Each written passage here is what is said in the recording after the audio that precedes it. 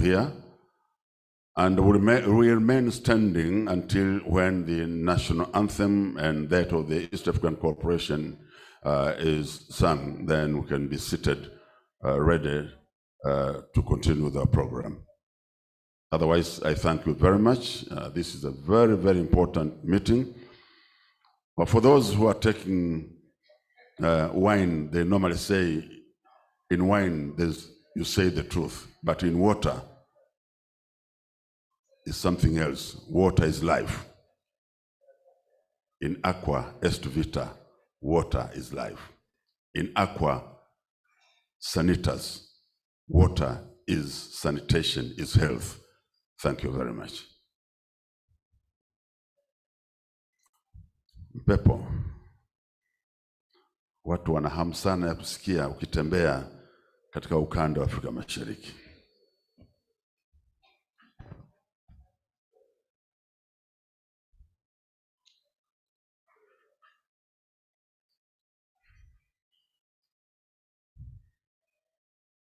Kamati ya maandalizi, naomba mmoja wenu tafadhali tuonane.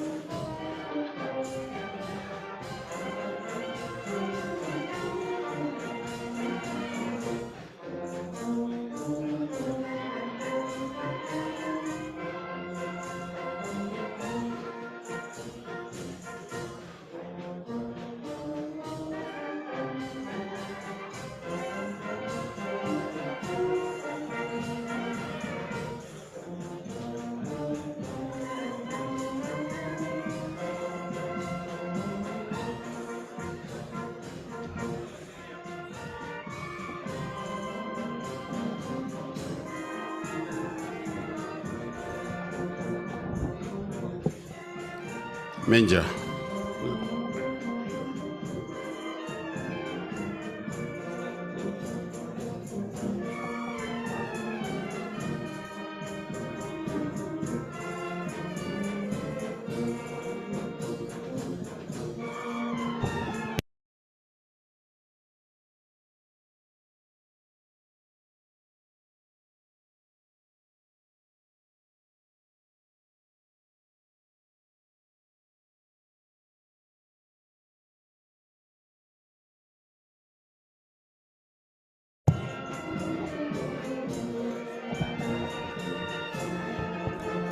Kamati ya maandalizi, naomba mmoja wenu tafadhali aje huku.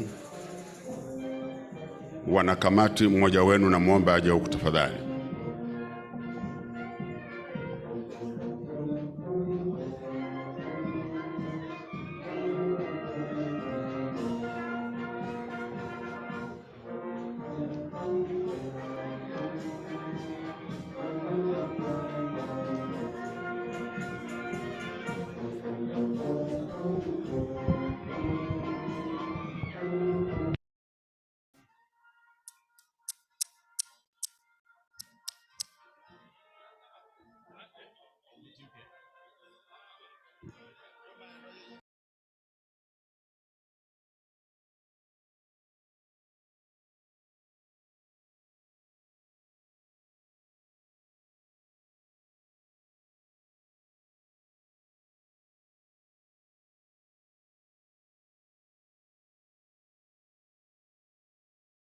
Ya, asante sana. Naomba niwaarifu kwamba mgeni wetu amekwisha wasili na wenyeji wake wapo tayari. Mawaziri wote wako tayari na karibu wataanza kutembelea mabanda. Kwa hiyo basi kila mtu achukue nafasi yake. May I inform you that I've been making a research. As the Chinese leader once said, no research, no right to speak. I've been told and I've seen by my naked eyes, the guest of honor has arrived, and he will start visiting the exhibition booth. And after there, he'll definitely join us here in this hall. And as I said earlier, as he enters this hall, I'll request all of you to stand or rise from your seats and give him a warm welcome. And also, I requested you to monitor your cellular phones so that it doesn't interfere with our programs. But also do not let it make you miss the important communication that you would really have as we continue the meeting. But also I wish to inform that we'll be having, apart from the national anthem and the East African Cooperation anthem, but we also have prayers from our religious leaders who are here.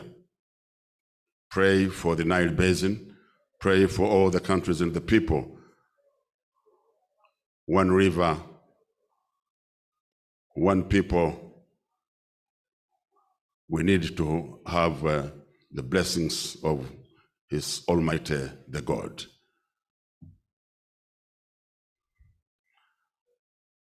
May I also request the organizing committee to make sure that all those who are still in the corridors are requested to come and take their seats.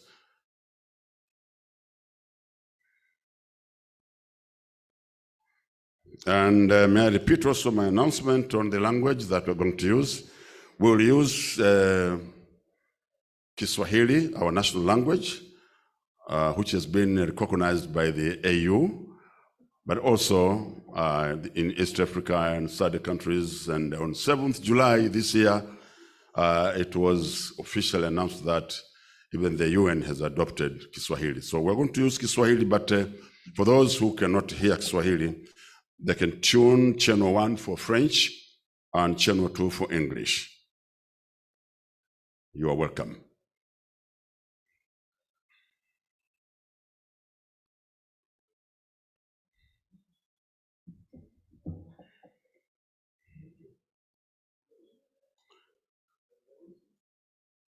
Watu wa mlangoni pale nitaomba mnipe elekezo kwamba mgeni rasmi anakuja ili niwaalike wageni waalikwa na waheshimiwa mawaziri waweze kuchukua nafasi zao.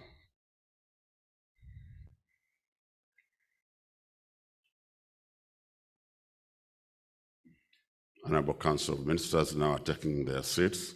As I said, the member countries are Burundi, DRC, DR Congo, Egypt, Ethiopia, Kenya, Rwanda, Southern Sudan, the Sudan, Tanzania, and Uganda.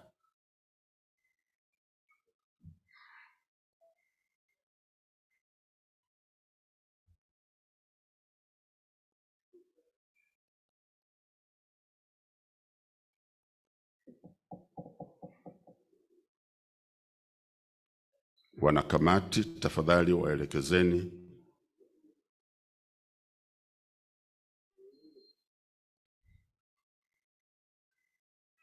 Na katibu mkuu wetu wa maji atakaa pale ambapo iko bendera ya Tanzania.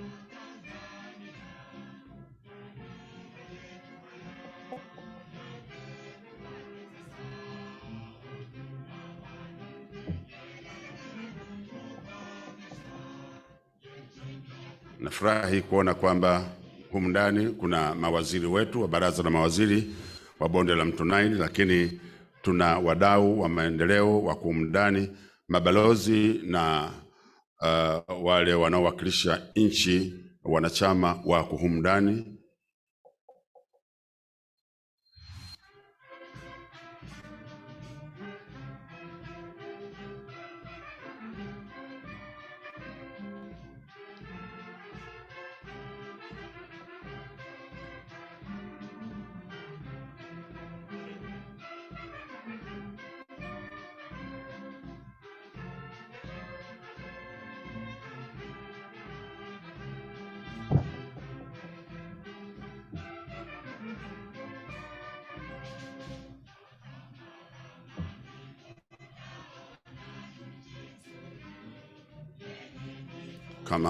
Kama mkuu wa mkoa wa Dar es Salaam amewasili ama mwakilishi wake, naomba pia mnifahamishe kamati ya maandalizi.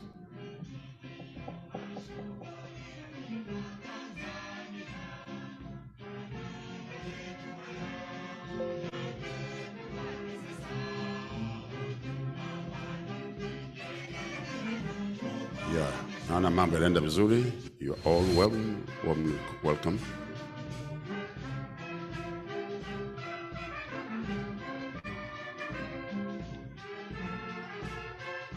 Ambassadors and high commissioners and development partners, they have been set on my left, so make sure you secure your place with the guidance of the organizing committee. Oh, that's very good.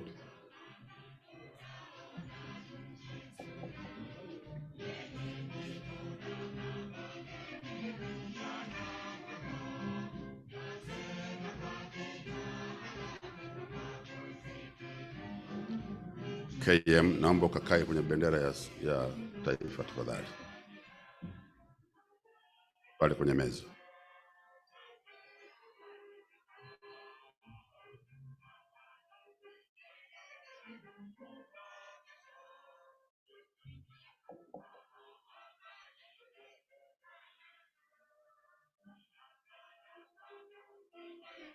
Mgeni rasmi amekwisha anza kutembelea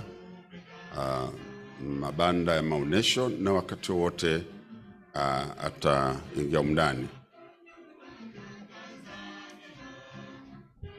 Jana mkutano wa 34 wa baraza la mawaziri wa ukanda wa mashariki wa bonde la mto Nile NBI walikutana jana, na leo tunaendelea na mkutano wa 30 wa baraza la mawaziri wa Nile-COM na mkutano wa 25 wa baraza la mawaziri wa nchi za ukanda wa mataifa yetu ambayo yapo katika maziwa haya makubwa katika bonde la mto Nile au Nile-COM.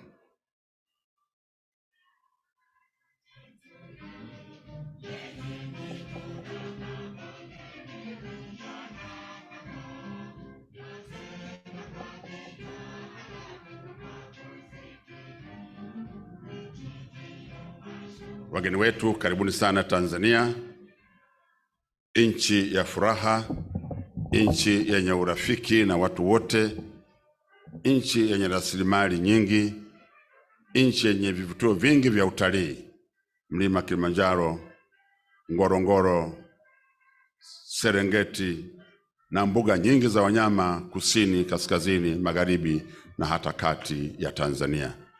Karibuni sana.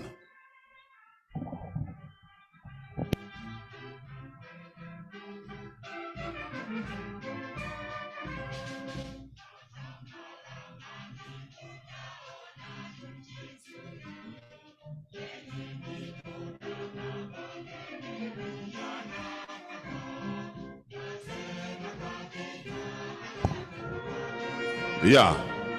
May I request all of you to stand, please. Makofi mengi tumpigie mgeni rasmi.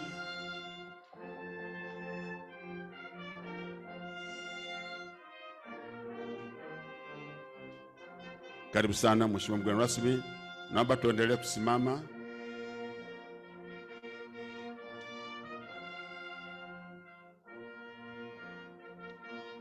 Waleteni viongozi huku mbele wanaokuja kaa kutafadhali, kamati ya maandalizi.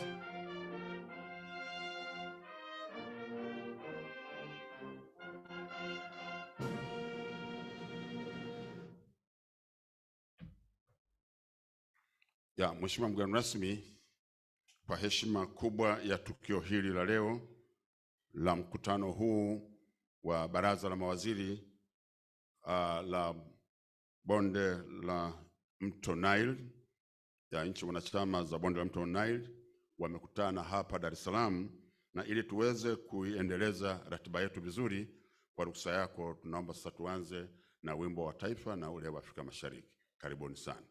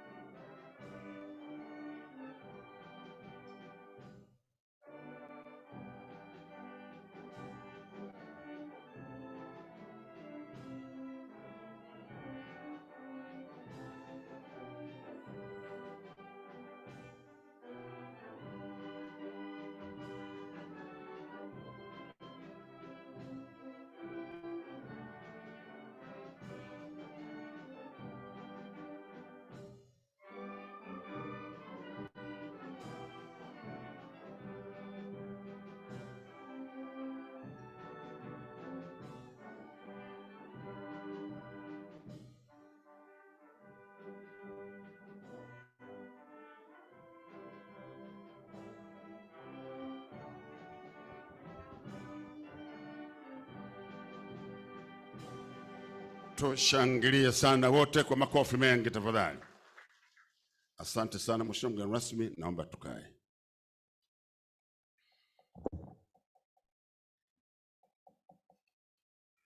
Mheshimiwa mgeni rasmi, leo tumekutana kwenye ukumbi huu wa Hyatt Kilimanjaro Hotel hapa Tanzania kama mwenyeji wa mkutano huu.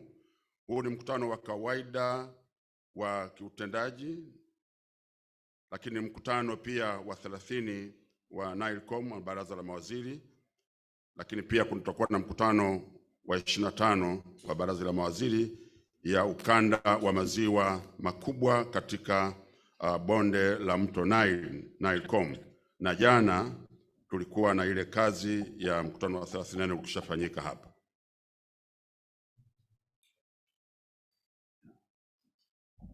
Kwa sababu hiyo basi,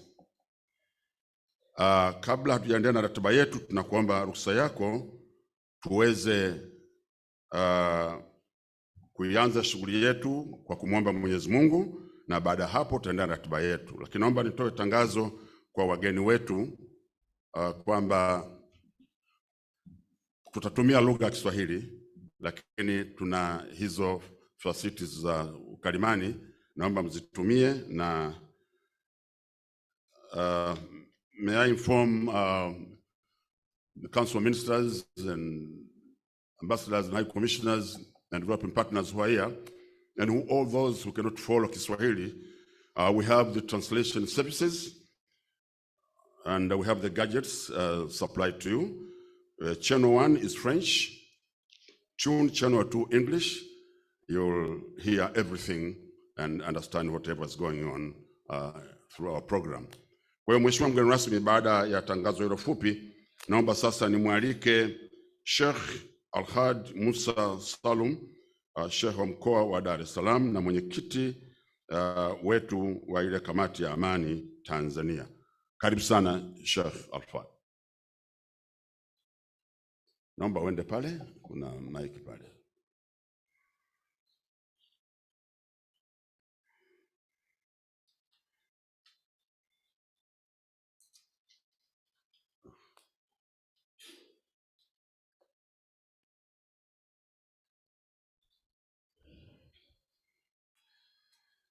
بسم الله الرحمن الرحيم.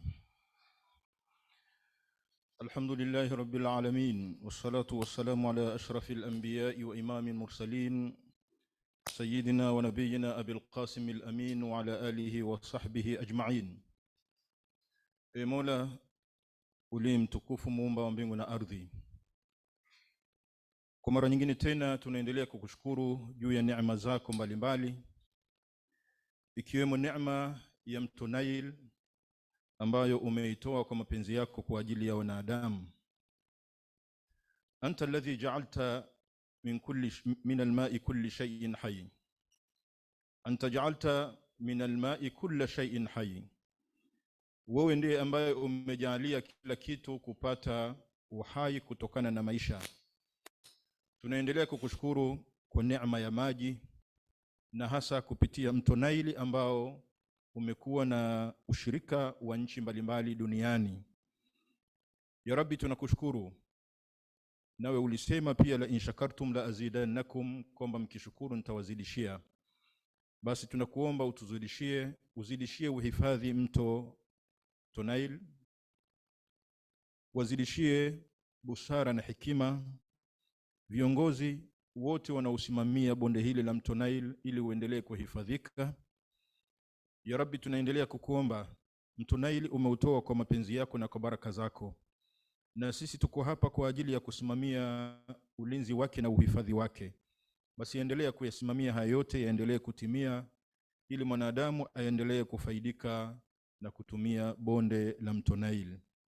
Ya Rabbi, tunakuomba endelea pia kumbariki rais wetu wa Jamhuri ya Muungano wa Tanzania, mama yetu Samia Suluhu Hassan, kwa usimamizi mzuri wa serikali yetu ya Jamhuri ya Muungano wa Tanzania. Tunamwombea pia makamu wa rais wa Jamhuri ya Muungano wa Tanzania Philip Isdori Mpango, pamoja na waziri mkuu wa Jamhuri ya Muungano wa Tanzania, pamoja na mawaziri wote wa Jamhuri ya Muungano wa Tanzania, lakini pamoja pia na mawaziri wote ambao wamejenga umoja juu ya kuhifadhi mto Nile. Ya Rabbi, tunakuomba haya kwa baraka za Ijumaa ya leo na baraka za mwezi wa Muharram na baraka za mtume wako Muhammad sallallahu alaihi wasallam, wa sallallahu ala sayyidina ونبينا محمد وعلى آله وصحبه وسلم والحمد لله رب العالمين. Na sote tuseme amin. Ya, tumpe makofi mengi ya shukrani kwa huduma hiyo ya kiroho. Mheshimiwa mgeni rasmi, naomba sasa nimwalike Askofu David Mwasota kutoka Baraza la Makanisa ya Kipentekoste Tanzania.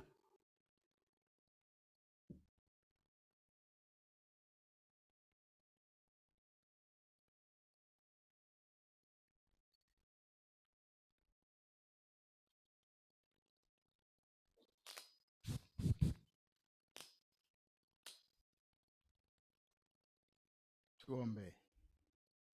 Kwa jina la Baba na Mwana na Roho Mtakatifu. Mungu Baba, tunakuja mbele zako siku ya leo iliyo muhimu mno. Wakuu wa nchi zetu wako mahali hapa kuwakilisha nchi zao kwa mawazo yao kwa ajili ya mto Nile. Nasi tunajua Mungu kwamba maji ni uhai, na kinachoenda kujadiliwa ni uhai wa watu. Tunaomba mkono wako uwe pamoja nao wanapoanza kikao hiki mpaka watakapomaliza, na mawazo yote Bwana yakafae kwa nchi zetu zote. Na tunaomba jina lako litukuzwe kwa nchi yetu ambayo kila wakati na kutanguliza wewe. Mbariki rais wetu na viongozi wote wa serikali ambao wanapanga mambo haya, kwamba bila Mungu vitu havitaenda vizuri. Libarikiwe jina lako kwa ajili ya mkutano mkubwa huu. Ni katika jina la Baba na Mwana na Roho Mtakatifu. Amen. Asante, naomba tumpe makofi tena mengi ya shukrani. Mheshimiwa mgeni rasmi, sasa kutoka KKT, naomba niruhusu nimkaribishe mchungaji Richard Hananja. Karibu tafadhali. Naomba njia.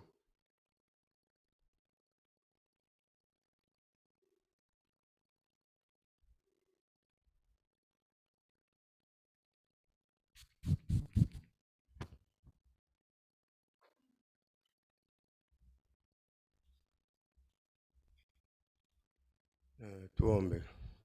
Mungu wetu na Baba yetu, Baba, katika jina la Yesu tunasogea mbele za uso wako asubuhi ya leo. Kwa ratiba na kalenda na wema na fadhili zako, umeruhusu watoto wako wa kike na wa kiume, sisi wa Afrika, tukusanyike pamoja tuzungumze juu ya mambo yetu na mustakabali wa nchi zetu. E Bwana, asante kwa zawadi ya mto Nile umetupatia kama zawadi. Tumekusanyika tuzungumze pamoja ili utuunganishe pamoja, usituletee mafarakano na magomvi. Hii ni zawadi kutoka kwa Mungu. Wabariki viongozi wetu wa nchi, rais mpaka balozi wa shina. Bariki waziri wa maji, waziri wa mazingira. E Bwana, tupe ufahamu na maarifa kwenye kikao hiki ili tutunze mazingira kama vyanzo vya maji, tufaidi sisi na vizazi vijavyo. Mungu tusaidie, tupe hekima na maarifa yako, tupe umoja na ushirikiano. Bariki nchi hii, tuponye na roho za ukame na uharibifu wa mazingira. Tupe hekima na maarifa ya kimbingu. Anza nasi kikao hiki, umalize nasi kwa utukufu wa jina lako. Na Mungu utukuzwe, na viongozi wetu watukuzwe, na nchi zetu zitukuzwe, nasi tufurahie kuishi hapa duniani. Katika jina la Mungu Baba na Mwana na Roho Mtakatifu. Amen. Ya, tumpe makofi tena ya shukurani kwa huduma hii muhimu ya kiroho. Sasa brass band, naomba tafadhali tupate muziki mmoja mfupi kabla sijamkaribisha msemaji wa kwanza kuifanya kazi humu ndani.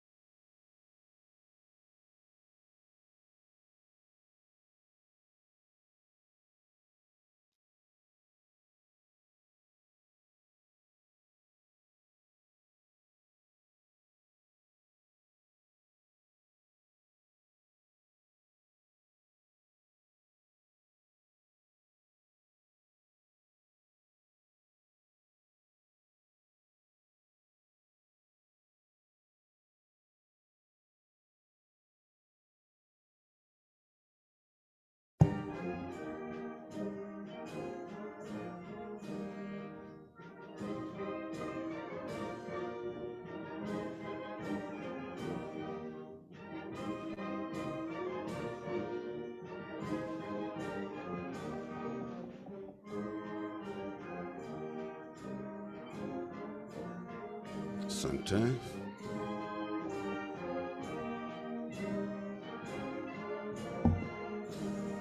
Ya, asante sana Brasband. Naomba tuwapigie makofi mengi sana kwa huduma nzuri walitupatia. Mheshimiwa mgeni rasmi, sasa kwa mujibu wa ratiba yetu, naomba nimkaribishe Mhandisi Anton Sanga, katibu mkuu wa wizara yetu ya maji hapa Tanzania, aweze kuja kutoa utambulisho na maneno machache ya utangulizi. Karibu sana kwenye mimbari hii. Mheshimiwa Dr. Suleiman Jafo, Waziri wa Nchi, Ofisi ya Makamu wa Rais, Muungano na Mazingira, na mwakilishi wa mgeni rasmi Mheshimiwa Dr. Philip Isidori Mpango, Makamu wa Rais wa Jamhuri ya Muungano wa Tanzania. Ninaomba kwa kifupi nitambulishe ugeni ambao upo katika mkutano huu. Mheshimiwa Waziri, nikutambulishe kwanza Mheshimiwa Jumaa Hamidu Aweso, mbunge, Waziri wa Maji, Jamhuri ya Muungano wa Tanzania na mwenyeji wa mkutano huu. Mheshimiwa Balozi Deng Obeid Madol Majok, Balozi wa Sudani Kusini nchini Tanzania na mwakilishi wa Mheshimiwa Josephine Joseph Lango, mbunge, kaimu waziri wa rasilimali za maji na umwagiliaji, Jamhuri ya Sudan Kusini na mwenyekiti wa baraza la mawaziri wa bonde la mto Nile. Mheshimiwa Eve Bazaiba Masudi, mbunge, makamo waziri mkuu na waziri wa mazingira na maendeleo endelevu, Jamhuri ya Kidemokrasia ya Kongo, ambaye pia ni mwenyekiti wa baraza la mawaziri wa maji wa bonde la mto Nile, ukanda wa maziwa makuu. Karibu sana. Mheshimiwa Engineer Dawabeil Abdurrahman Mansour, mbunge, waziri wa umwagiliaji na rasilimali za maji, Jamhuri ya Kiarabu ya Sudan na mwenyekiti wa baraza la mawaziri wa maji wa bonde la mto Nile, ukanda wa mashariki. Mheshimiwa Dr. Deo Gwidi Rurema, waziri wa mazingira na kilimo, Jamhuri ya Burundi. Karibu sana. Mheshimiwa Engineer Dr. Hatam Itefa, mbunge, waziri wa maji na nishati, Jamhuri ya Shirikisho la Ethiopia. Karibu sana. Mheshimiwa Sam Cheptoris, mbunge, waziri wa maji na mazingira, Jamhuri ya Uganda. Karibu sana Mheshimiwa Waziri. Mheshimiwa Meja Jenerali Charles Karamba, balozi wa Rwanda nchini Tanzania na mwakilishi wa Mheshimiwa Dr. Jean de Akmujawa Maria, waziri wa mazingira, Jamhuri ya Rwanda. Ndugu Mamdu Antal Said, mkuu wa sekta ya maji nchini Misri na mwakilishi wa Mheshimiwa Dr. Hani Sewelma, waziri wa rasilimali za maji na umwagiliaji, Jamhuri ya Kiarabu ya Misri. Karibu sana. Ndugu Justina Muthoni Miriti, naibu balozi wa Kenya nchini Tanzania na mwakilishi wa waziri wa maji, usafi wa mazingira na umwagiliaji, Jamhuri ya Kenya. Karibu sana Mheshimiwa. Mheshimiwa Balozi Mbaruk Nasoro Mbaruk, mbunge, naibu waziri wa mambo ya nje na ushirikiano wa Afrika Mashariki, Jamhuri ya Muungano wa Tanzania. Karibu sana Mheshimiwa naibu waziri. Mheshimiwa Wakili Stefan Biabato, mbunge, naibu waziri wa nishati, Jamhuri ya Muungano wa Tanzania. Mheshimiwa Daktari Christina Ishengoma, mbunge, mwenyekiti wa kamati ya kudumu ya Bunge la Jamhuri ya Muungano wa Tanzania ya Kilimo, Mifugo na Maji. Mheshimiwa, karibu sana. Waheshimiwa mabalozi wa nchi wanachama wa bonde la mto Nile, kwa nchi za Burundi, Jamhuri ya Kidemokrasia ya Kongo, Misri, Ethiopia, Kenya, Rwanda, Sudan, Sudani Kusini na Uganda. Mheshimiwa Dr. Azizi Mlima, balozi wa Tanzania nchini Uganda. Karibu sana Mheshimiwa Balozi. Engineer Sylvester Matemu, mkurugenzi mtendaji wa taasisi ya bonde la mto Nile. Engineer Matemu, karibu. Engineer Dr. Isaac Alukwe, mkurugenzi mtendaji wa NELSAP. Karibu sana engineer. Dr. Sali Hamid Omer, mkurugenzi mtendaji wa ENTRO. Asante sana. Ndugu Valdian Nyiramana, mwenyekiti wa jukwaa la bonde la mto Nile, Nile Basin Discourse. Asante sana. Dr. Masinde Bwire, katibu mtendaji wa kamisheni ya bonde la Ziwa Victoria, LVBC. Asante sana Bwire. Wawakilishi wa wadau wa maendeleo, mashirika na taasisi za kikanda na kimataifa kutoka GIZ, AFD, EU, AMCAO, WWF, GWP, World Bank, KfW, SNV, 2030 Water Resources Group, USAID, Wetland International na wengine wote ambao mmeweza kuhudhuria. Mheshimiwa mgeni rasmi, pia nikutambulishe wakurugenzi wakuu wa taasisi, na ningeomba tu msimame kwa hili. Wakurugenzi wote wakuu wa taasisi za Wizara ya Maji, tukiwepo na mwenyeji wetu DAWASA, watumishi wa Wizara ya Maji, serikali ya Jamhuri ya Muungano wa Tanzania, naomba kwa uwepo wenu wote msimame tuweze kuwatambua. Asanteni sana. Mheshimiwa mgeni rasmi, pia naomba nimtambulishe Engineer Mbogo Futakamba. Huyu ni mwenyekiti wa Bodi ya Taifa ya Maji Tanzania. Engineer Futakamba, tafadhali. Asante. Natambua uwepo wa watumishi wote wa bonde la mto Nile. Tunatambua pia uwepo wa viongozi wetu wa dini, tunawashukuru sana. Tunatambua uwepo wa brass band, tunashukuru sana.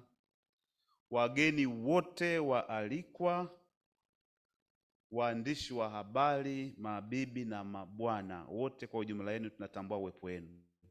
Mheshimiwa mgeni rasmi, niliona nifanye huo utambulisho kwa niaba ya Mheshimiwa Juma Hamid Aweso, Waziri wa Maji. Asante sana, na wageni wetu wote karibuni sana. Asante sana. Asante sana kwa utambulisho. Naomba tumpigie makofi mengi sana sana. Lakini nchi hii ya Tanzania tumepata heshima ya kuwa wenyeji. Hebu tuwakaribishe wageni wetu kwa makofi mengi na vigeregere nivisikie humu ndani. Hata kama una degree 5, lakini ukipiga geregere manake unamfurahia Mwenyezi Mungu kwa zawadi aliyotupatia. Mheshimiwa mgeni rasmi, sasa nichukue nafasi hii adhimu kumkaribisha kwenye mimbari hii Engineer Matemu ambaye sasa ndio Executive Director wetu wa Nile Basin Initiative, aje atoe maelezo mafupi kuhusu tukio hili la leo. Karibu sana huku kwenye mimbari. Naomba tumpe makofi mengi ya nguvu kwa sababu anakuja kutupasha habari njema.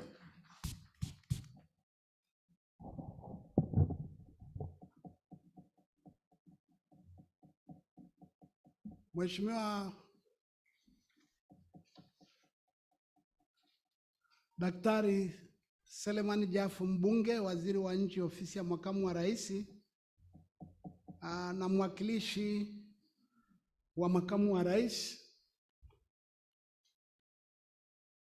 waheshimiwa mawaziri wote mlioko hapa, na wageni wote waliotambulishwa kwa kuzingatia itifaki. Ninasimama hapa kutoa salamu za familia ya taasisi ya ushirikiano ya bonde la mto Nile ikijumuisha ofisi ya Entebbe,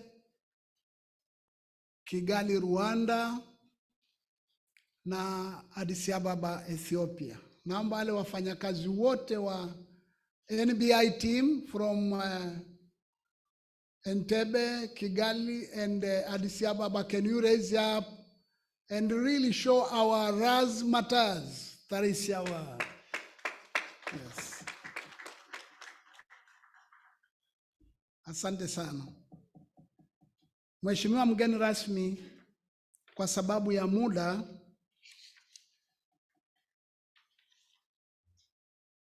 najua Tanzania ni kinara na imepewa heshima ya kuwa balozi wa lugha ya Kiswahili. African Union ikubali lugha ya Kiswahili kuwa lugha ya kazi. SADC pia, na kama African Union imekubali basi ni manake ni kwa nchi za Afrika. Tunashukuru kwa hilo. Tunashukuru kwa kazi nzuri mnayoifanya na serikali ya Jamhuri ya Muungano wa Tanzania. Lakini kwa sababu bado lugha zetu tunazotumia ni Kiingereza na Kifaransa, naomba niingie sasa kwenye zile lugha rasmi kama mtendaji za taasisi yetu.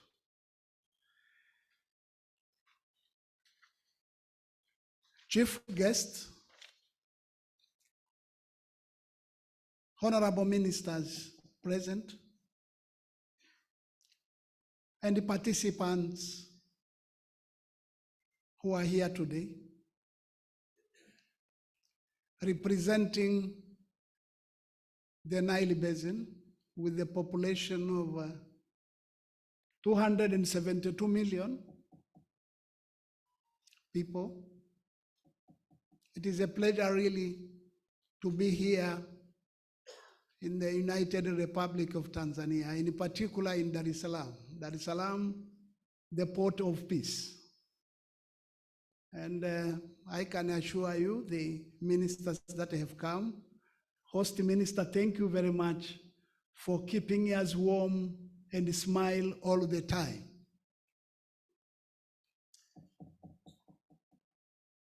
Allow me to briefly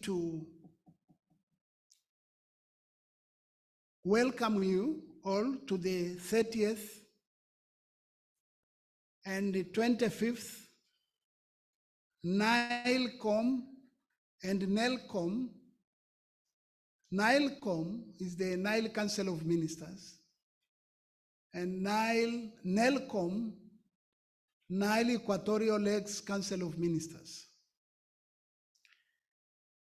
It will take time to try to explain in detail what does this mean, but the structures, because these are normal governance bodies, we will have time to engage. We have materials to explain our structures.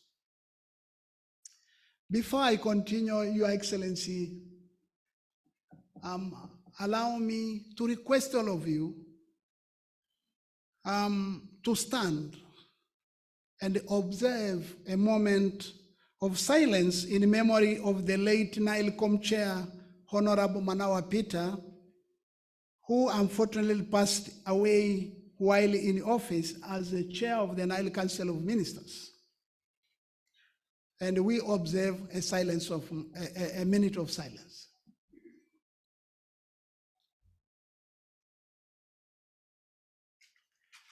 May his soul rest in peace. Amen. We can sit. Chief guests, the NBI family have agreed for the first time to jointly hold their Council of Ministers meeting as a clear demonstration of embracing and living the one NBI philosophy, which is simply one river, one people, one vision, as we are connected with the river. I wish to express my sincere appreciation to the government and people of the United Republic of Tanzania for having offered to host the Nile Basin Initiative governance meetings here in Dar es Salaam. The city of Dar es Salaam, as you may know, is the foundational in the history of the NBI. It is here 23 years ago, on 22nd February 1999, that NBI was established by ministers in charge of water affairs from the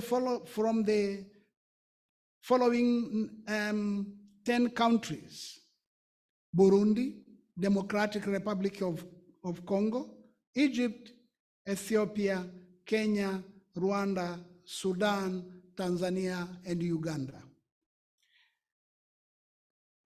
And in February, Your Excellency, the government of the United of Tanzania was kind enough to host the Nile Day celebrations to make visibility of the institution.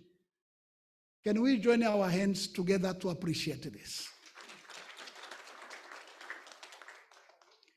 NBI has registered good progress in implementation of the NBI programs in the past 1 year, building on achievements of the previous years.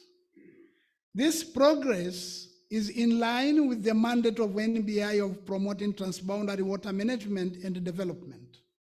This progress cuts across the NBI core functions of the Basin Cooperation, Water Resources Management, and Water Resources Development. Guests of honor, key products to be considered here during these governance meetings will include guidance on transboundary water management policies, updated wetlands management strategy, and the capacity development strategy, which will guide NBI's work in years to come. The NBI basin-wide program for the period of 2022 to 2027 will be also tabled before the Council for approval. Implementation of the Nile-wide program 1, which we have a strategy of 10 years, 2017 to 2027. We have just finished in June this year, the first cycle of 5 years, and now we have another cycle of 5 years plan, which also will be part of the governance to give decision. This first ever basin management plan, which I have said, will also be considered for endorsement and brings countries together in their shared priorities and maintaining a health basin that can support its people, natural environment, and economics. NBI has also developed a basin investment program and a compendium of good practices on transboundary water policy that has been developed and will support strengthening of the policy regime among the basin countries.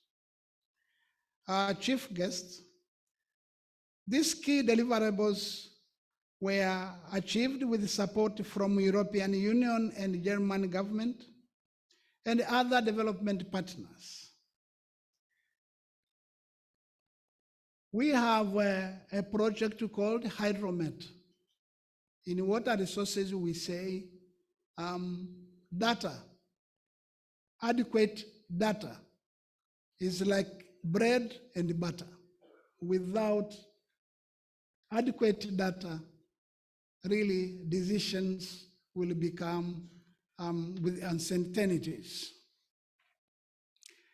Chief guest, cooperation is at the heart of what NBI does, and this is in recognition of the immense benefits that cooperation yields to riparian citizens. One key benefit to cooperation is the effective and efficient utilization of common Nile water resources. Nile Basin countries have been able to share costs and benefits of transboundary water resources management, taking advantage of the economies of scale. Honorable Chief Guest, because we are here in Tanzania, allow me just to make some highlights how Tanzania has benefited from this cooperation. I think it's very key.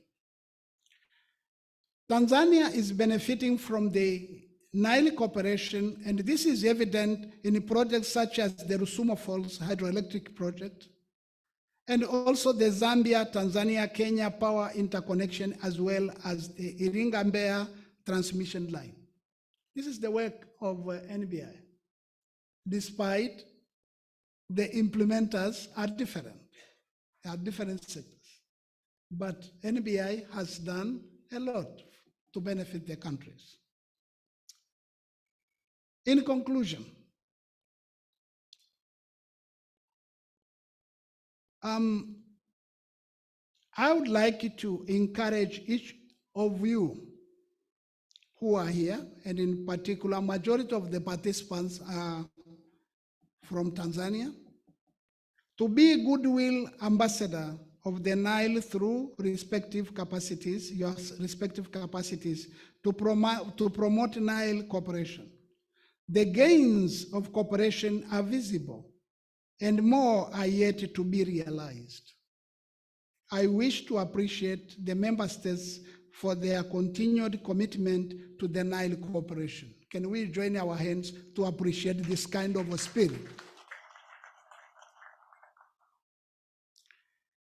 Last but not least, Your Excellencies, allow me to quote something here. It's all about the philosophy, ideology, and theology for the religious leaders.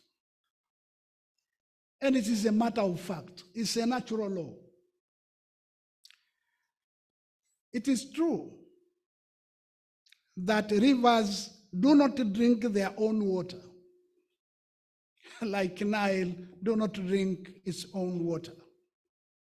Trees do not eat their own fruit. The sun does not shine on itself, and flowers do not spread their fragrancy for themselves. Living for others, like rivers live for us, is a rule of nature. We are all born to help each other, no matter how difficult it is. Therefore, cooperation is not an option, but a necessity. I would like to express my appreciation to our development partners for their financial and technical support, and look forward to productive engagement on the Nile, and wish you fruitful deliberations. Cooperation is a cornerstone for peace and stability within the Nile Basin, and ultimately our socio-economic development as a region. I thank you very much, Your Excellencies, for your kind attention.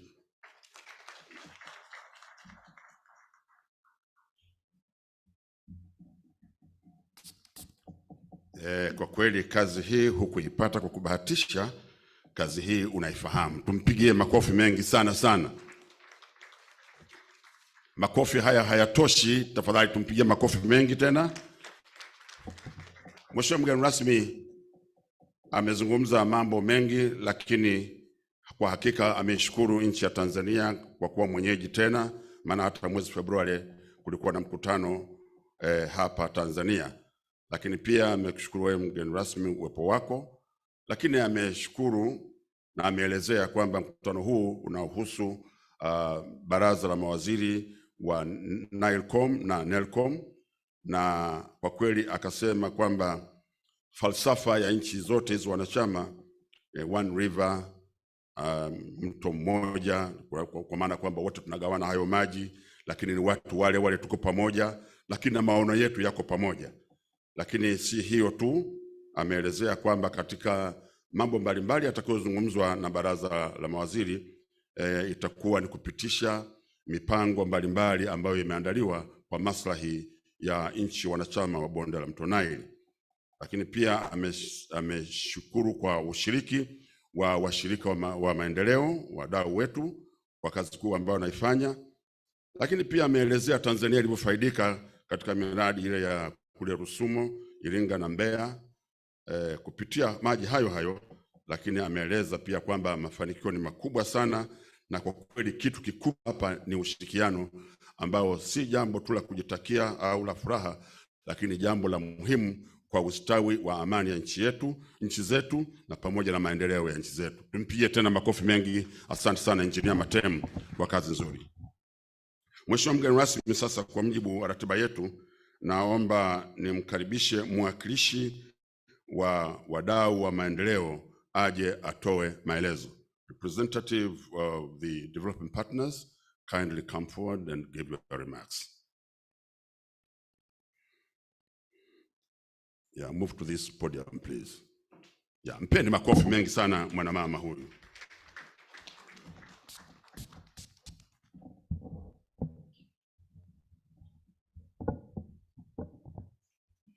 Honorable Suleiman Jaffo, Minister of State, Union and Environment. Honorable Aweso Juma Aweso, Minister of Water. Engineer Anthony Sanga, Permanent Secretary for the Ministry of Water. Honorable Ministers and Ambassadors from the Nile Basin riparian states, participants from ministries, departments and government agencies, representatives from civil society organization, non-governmental organization, religious leaders, and private sector representative of development partners, members of the press, ladies and gentlemen.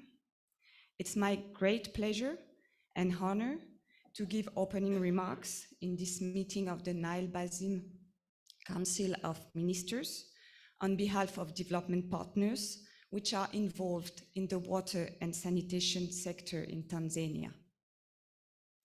Development partners in Tanzania are grateful, and we truly feel privileged to participate to this initiative, which is broader but nevertheless closely linked to Tanzania's water sector development initiatives. In July 2006, Tanzania launched the first phase of its water sector development program.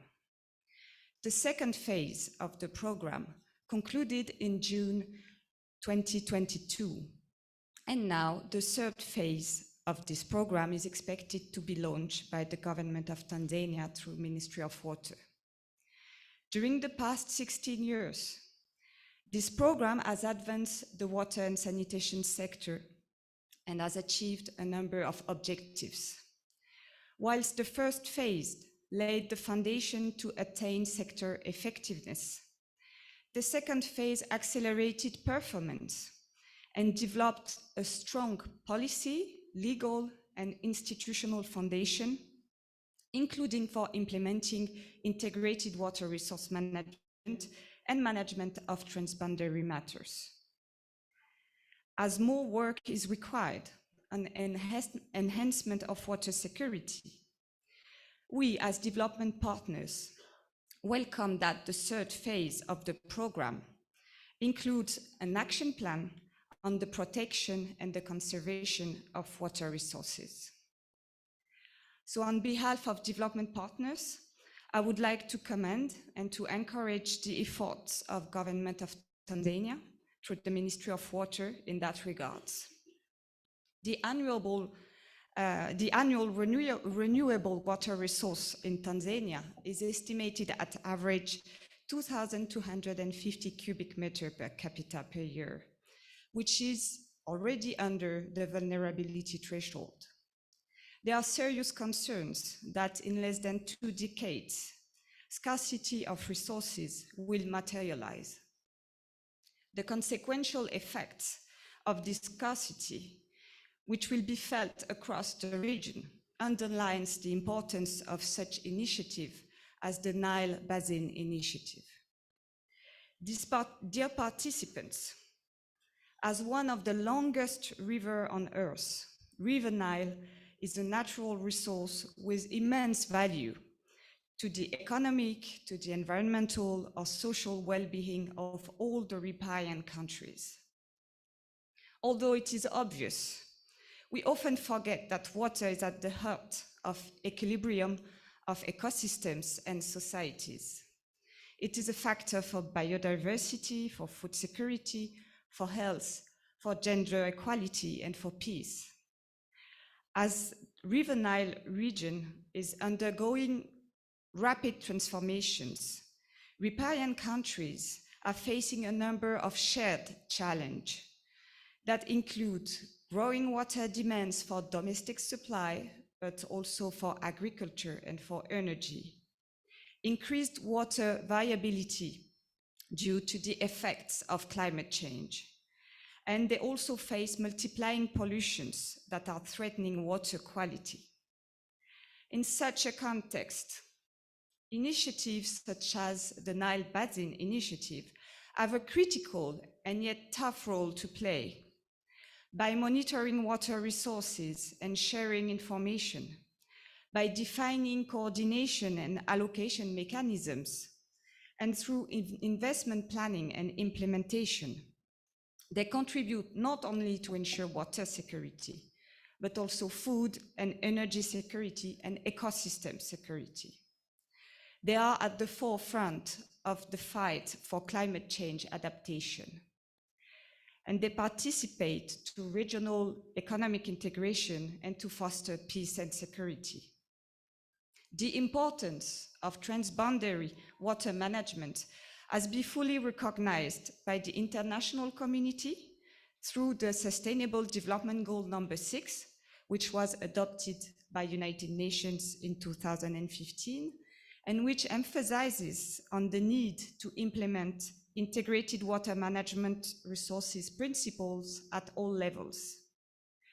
We have, however, to face the truth.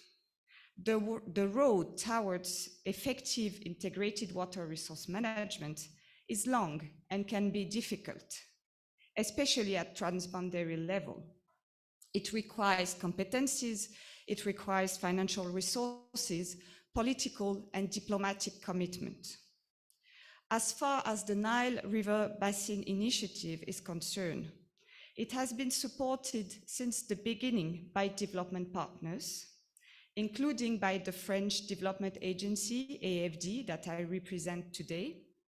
It has been supported in order to develop their tools, their capacities, and their governance. And today, let me, on behalf of development partners, reiterate our commitment to provide continued support on initiatives exerted by the Nile Basin riparian countries on conservation of this heritage water resource. Let me, for example, remind that during the last World Water Forum in March in Dakar, the European Union, France, Germany, Belgium, and other European partners announced the launch of a flagship initiative on transboundary water management in Africa to keep on working with organizations such as the Nile Basin Initiative. So to conclude, I would like to turn to representatives of the government of Tanzania to confirm on behalf of development partners from the water and sanitation sector group here in Tanzania, to confirm our commitment and support. It will stay firm with you in order to ensure that Tanzania achieve its objectives as stipulated in its development vision for 2025. So I wish you fruitful meetings. Thank you very much. Asante sana.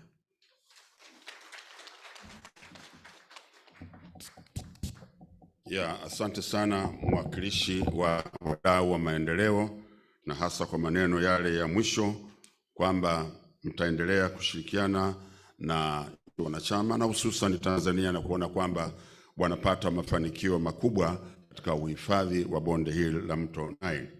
Mheshimiwa mgeni rasmi, sasa naomba nimkaribishe mwenyekiti wa kamati ya kudumu ya Bunge Mheshimiwa Dr. Christine Shengoma aje asalimie kwa dakika 2 kwa niaba ya kamati yake ya kudumu ya Bunge. Karibu sana, yani mwenyekiti wa kamati ya kudumu ya Bunge Jamhuri ya Muungano wa Tanzania, Kilimo, Mifugo na Maji. Karibu sana Dr. Shengoma. Naomba mpe nafasi, naomba uje huku tafadhali. Pigeni makofi mengi sana kwa mwenyekiti.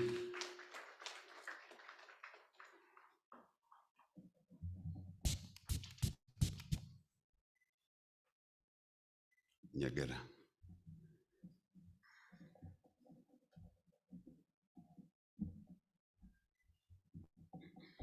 Mheshimiwa Dr. Selemani Jafo, Waziri wa Mazingira ambaye ndio mgeni rasmi, Mheshimiwa Juma Aweso, Waziri wa Maji nchini Tanzania, waheshimiwa mawaziri wote wenye bonde la mto Naili, waheshimiwa wote meza kuu, waheshimiwa wote na wajumbe wote wa mkutano mkuu Jamhuri ya Muungano wa Tanzania, ndio itikio letu ambalo tunasema. Mimi nichukue hii nafasi kwa niaba ya kamati ya Kilimo, Mifugo na Maji ambayo inadili na maji, kuwa kwa kweli tumefurahi sana. We are really very happy to be in this meeting. Asante sana kwa kutukaribisha, tunafurahi sana.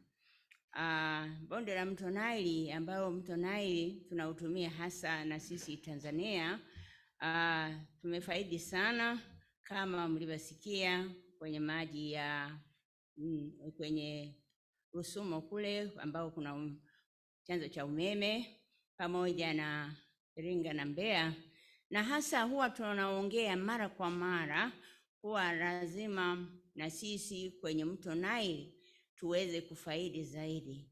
Tunaamini kwa kushirikiana wote kwa pamoja, nchi zote zinazotumia maji ya mto Nile na makubaliano yote kutokana na mkutano huu na mikutano mingine ambayo huwa mnakutana, tunaweza kuwa pamoja kwa kutumia huu mto Nile.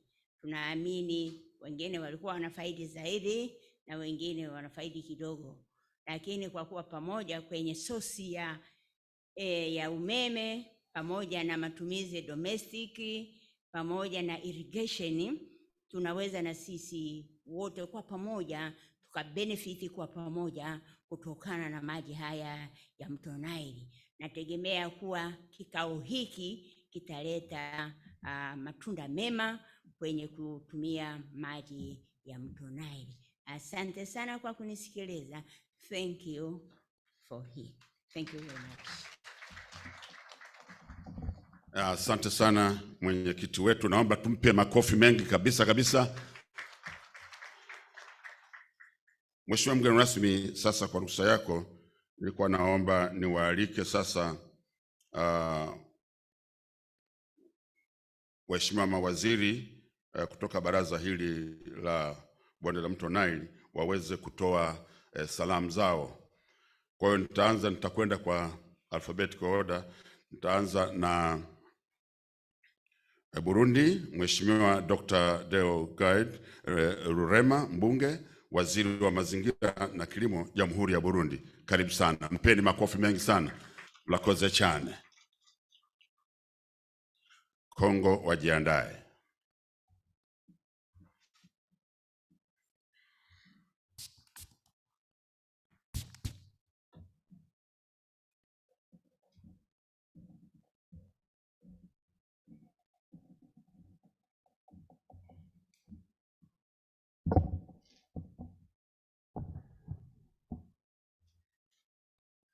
Your Excellency, the guests of honor, Your Excellencies, ministers and members of Nile-COM, distinguished representative of the Diplomatic Corps, the Executive Director of Nile Basin Initiative, distinguished representatives of development partners, ladies and gentlemen, or protocol observed. On behalf of the government of Burundi and in my own name, I would like to convey to you the greetings of His Excellency, the President of Burundi, Evariste Ndayishimiye. Also, allow me to express my heartfelt thanks to the government of the United Republic of Tanzania for the warm welcome that have been given to my delegation in this beautiful city of Dar es Salaam. Your Excellencies, ladies and gentlemen, we are all aware that the Nile Basin Initiative is a privileged framework for the member countries to identify and discuss the most crucial issues and to reflect together on the way out. It is a major asset for improving the socio-economic and cultural living conditions of our population. It is also the main pillar of sustainable development, a framework to cooperation, collaboration, and exchange of experiences in various fields between members countries of the basin on the one hand, and between member countries, regional and international partners for development on the other hand. One of the major challenges facing our basin is the high population growth, which leads to an excessive pressure on agriculture lands and natural resources, as well as the reduction of natural areas. The degradation due to the overuse of lands and the climate change leads to the negative consequences such as the decreases of soil productivities and recurrent floods, prolonged drought, landslides, loss of biodiversity, increase in the risk of disease, loss of human lives, and so forth. Your Excellencies, ladies and gentlemen, Burundi is obviously subject to the several effects of climate change. Several regions have experienced a clean break in the raining fall and hydrometric series. Beyond national, regional, and international commitments, the will of the government of Burundi is to build a solid foundation for sustainable socio-economic development in order to achieve the Millennium Development Goals. We do not need to go into details about a thing that you all know.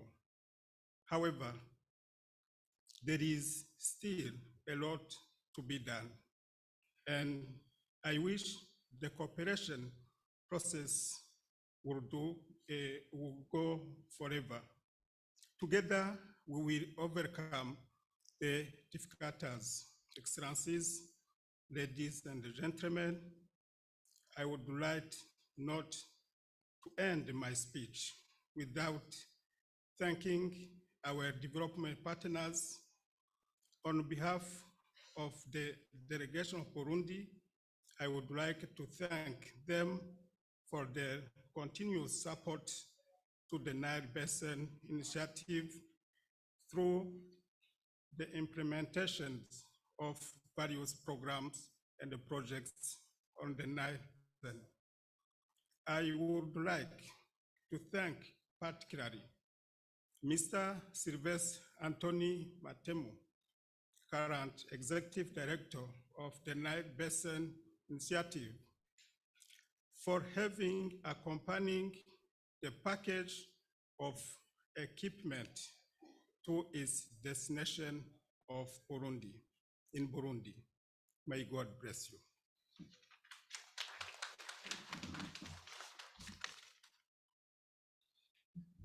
Asante sana Mlakozi Chane, naomba tumpigie makofi mengi sana sana. Nchi ya Burundi ni nchi nzuri, na mheshimiwa mgeni rasmi, ukifika kule Burundi pale Bujumbura, ukipikiwa samaki anaitwa mukeke anayetoka kwenye maziwa yetu. Yote haya ni matunda ya maji yanayotokana katika bonde hili la mto Nile. Hongera sana, tunakushukuru sana, mpigieni makofi mengi tena. Sasa naomba nimlete kwa ruksa yako mheshimiwa mgeni rasmi, Mheshimiwa Eve Bazaiba Masudi, mbunge, makamu waziri mkuu na waziri wa mazingira na maendeleo endelevu, Jamhuri ya Kidemokrasia ya Kongo, ambaye pia ni mwenyekiti wa baraza la mawaziri wa maji wa bonde la mto Nile ukanda wa maziwa makuu. Karibu sana, tumpigie makofi mengi sana sana. Asante sana waziri wote na warozi wote, kwa jina wa baba wa taifa, rais wa kidemokrasia ya Kongo, Bwana Felix Antoine Tshisekedi Chilombo, pamoja na waziri mkuu na mimi pamoja na madelegation yote kutoka kidemokrasia ya Kongo, tunawapigia asante sana kwa hospitality hii, namna tunapokelewa. Na tena tunashukuru sana kwa kuona umoja yetu ya maichi mbalimbali katika Nile River, na tunapenda maoni yetu ya kusema tuendelee na umoja na amani. Juu river maji ni sawa damu, inatembea maungu yetu, inapasha kutuletea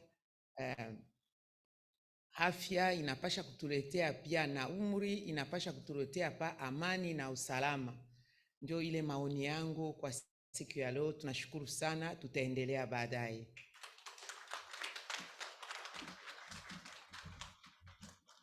Kongo, nchi yenye misitu, nchi yenye madini, nchi ya rasilimali mbalimbali, nchi yenye mito mingi, nchi yenye furaha kwa sababu ya muziki. Mpigeni makofi mengi sana sana. Hongera sana Mheshimiwa Naibu Waziri Mkuu. Mheshimiwa mgeni rasmi, katika orodha yetu anayefuata ya sasa ni ndugu Mamdo Antar Sayed, mkuu wa sekta ya maji nchini Misri na mwakilishi wa Mheshimiwa Dr. Hani Sewila, mbunge, waziri wa rasilimali za maji na umwagiliaji, Jamhuri ya Kiarabu ya Misri. Karibu sana. Pigeni makofi mengi tafadhali. Masri.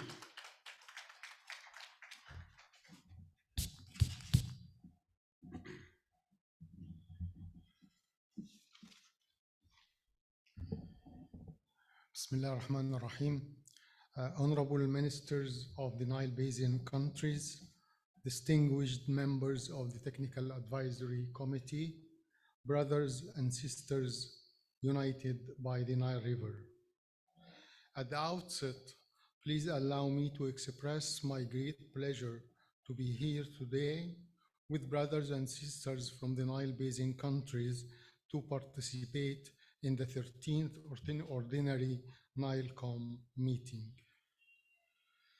I would like to seize this opportunity to thank the Republic of Tanzania for the warm and heartfelt hospitality accorded to the Egyptian delegation and for the excellent organization of the meeting. Brothers and colleagues, ladies and gentlemen, for thousands of years, the Nile, this wonderful vein of life, used to give us peace and prosperity and blessed us with great civilization that flourished along its banks. This holy resource can nothing be than a source of cooperation and development, uniting our people together to create regional integration and a better future for all of us. Therefore, Egypt reiterates its sincere will to build upon what we have started in 1999, putting aside all the challenges and misunderstandings that have endured our regional cooperation during more than 2 decades, and to work together on creating common interests and benefits, since cooperation that governs our relation should never be by all means a zero-sum game.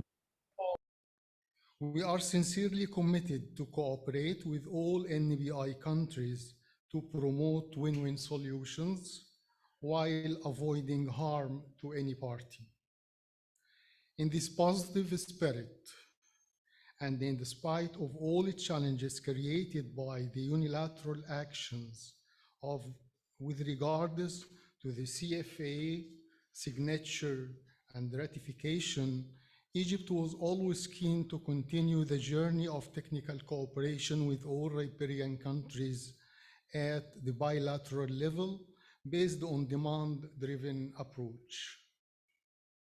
This ongoing bilateral cooperation cements the brotherly bonds between us and have the road to build a common understanding to overcome this long impasse and rethink the previous proposals in this regard presented in 2017 and beyond in order to regain the all-inclusiveness of the NBI and move forward together. Ladies and gentlemen, being the most downstream country and yet depending almost totally on the Nile River, originating outside its borders, Egypt is among the world's driest countries with a total renewable resource dependency ratio more than 97%.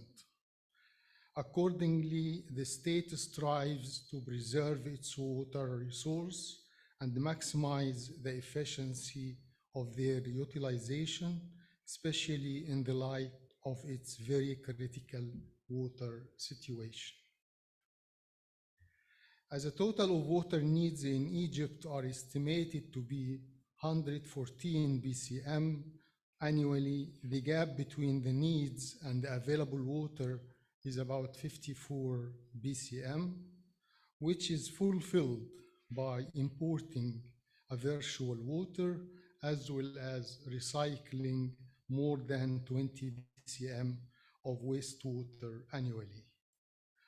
Furthermore, the Ministry of Water Resources and Irrigation of Egypt, in coordination with other ministries, has developed a long-term water resources management plan based on the integrated water resources management with the objective of optimizing the use of each drop of water. It is important to note that bilateral and regional cooperation with Africa, especially the Nile Basin countries, constitute an important pillar in the Egyptian policy. This is clearly reflected in several implemented and running water-related projects.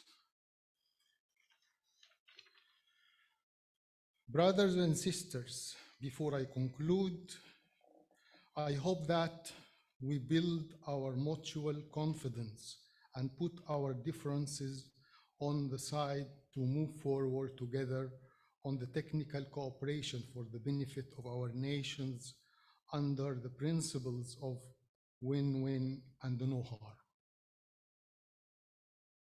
We remain convinced that all decisions must be taken by consensus in accordance with our agreed upon decision-making procedure and established practice. I would like to confirm that Egypt is attending here the Nile-COM meeting only, preserving its same Egyptian position expressed during the previous Nile-COM meetings regarding the agenda, the discussion, and outcomes. Thus, despite the importance of the issues and the matters included in the agenda, unfortunately, Egypt will not be able to concur with the adoption of the agenda of the meeting. At the same time, I hope that today's deliberation and discussion open a wide window for cooperation and set the scheme for all inclusiveness of NBI. Finally, I would like again to thank the government of Tanzania for the warm welcome and excellent hospitality. Thank you very much for your attention and wishing you a very fruitful, successful meeting. Thank you.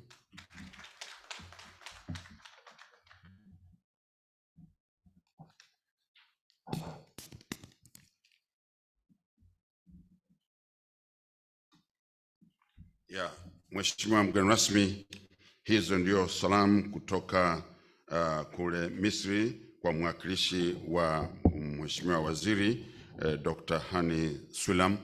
Na nchi ya Misri kama tunavyofahamu ina historia kubwa katika dunia hii na hususan katika bara letu la Afrika, lakini katika nchi wanachama kwa jinsi tunavyoshirikiana nao katika mambo mengi ikiwemo nchi yetu ya Tanzania. Naomba tumpe makofi mengi sana.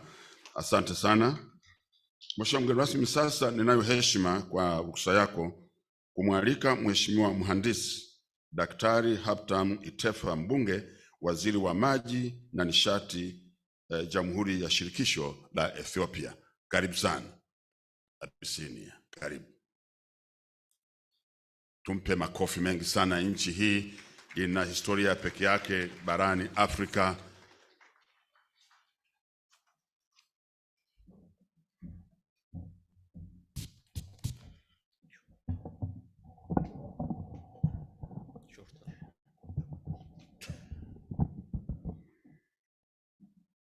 Good morning, everyone. Guest of honor, Honorable Dr. Salman Jafo, Minister of Environment, Vice President Office, United Republic of Tanzania. Honorable Juman Hamidu also, our host. Honorable members of Nile-COM, Honorable Ministers of United Republic of Tanzania, Excellency Ambassadors, representatives of development partners, Executive Directors of NBI, distinguished delegates, ladies and gentlemen.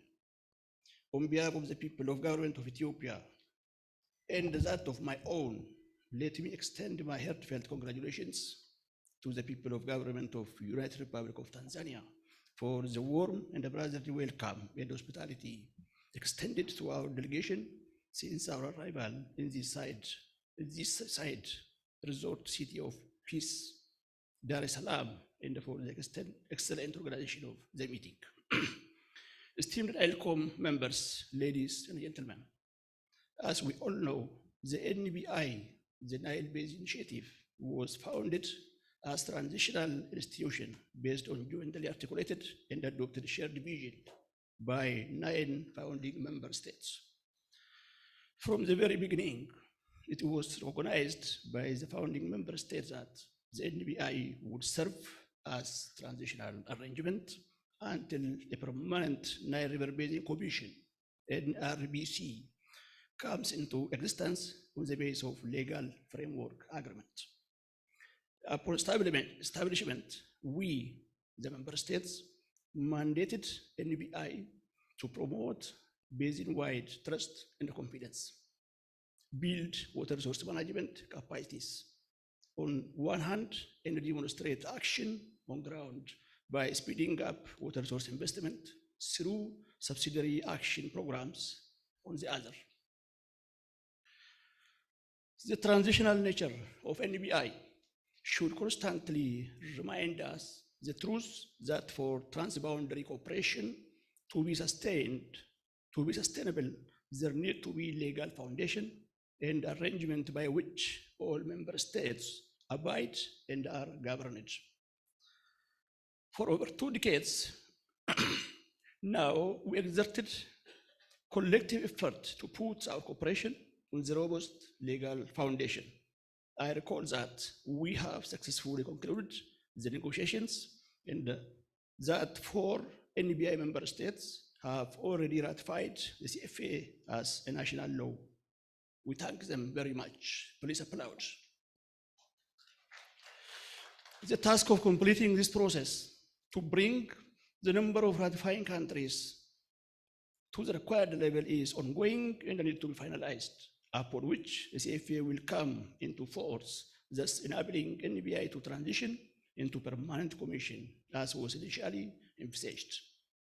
The urgency to complete CFA, the cooperative framework agreement ratification process needs to be emphasized so that the strategic and transformative basin development and management priorities, which NBI as transition mechanism cannot undertake now, would be accomplished.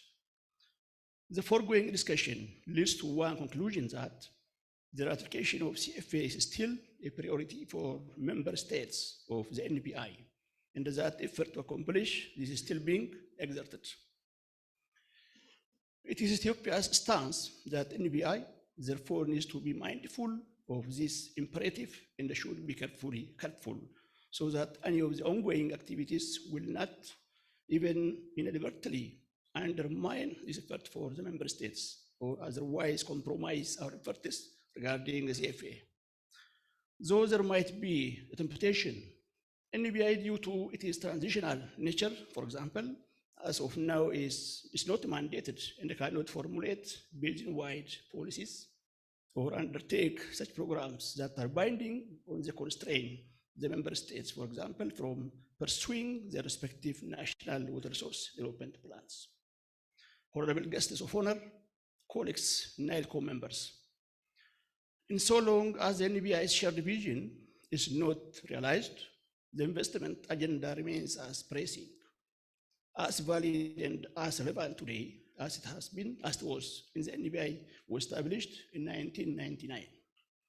I would therefore like to emphasize that it is imperative to strengthen so that they deliver on the long-awaited yet barely accomplished investment agenda of the NBI. Honorable guests of honor, honorable ministers, ladies and gentlemen, I would like to take this occasion to thank our development partners for continuing their support to NBI, technically and financially, over the last more than 2 decades. I thank you very much. God bless Africa. God bless Tanzania.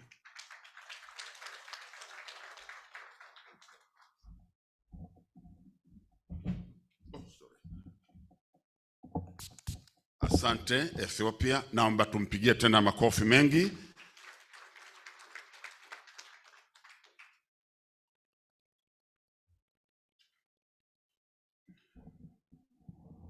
Mheshimiwa mgeni rasmi, kwa heshima kubwa sasa naomba nimkaribishe ndugu Justina Muthoni Miriti, naibu balozi wa Kenya nchini Tanzania na mwakilishi wa waziri wa maji, usafi wa mazingira na umwagiliaji Jamhuri ya Kenya. Karibu sana. Naomba tumpigie makofi mengi sana. Kama mnavyokumbuka, nchi ya Kenya imemaliza uchaguzi wake mkuu hivi karibuni na Mungu awabariki sana.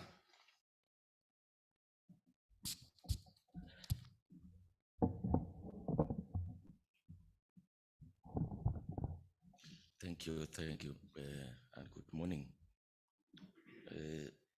I'm stepping in for Justina Meridi. She could not make it to this meeting because of urgent assignment elsewhere.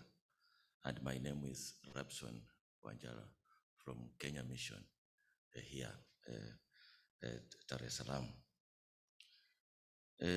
I'm here to present the remarks of Honorable James Macharia, Cabinet Secretary for Water, Sanitation and Irrigation of the Republic of Kenya. Honorable Macharia could not make it to this meeting due to official engagements back at home.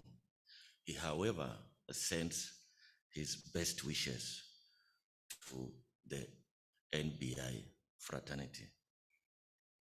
His remarks are as follows.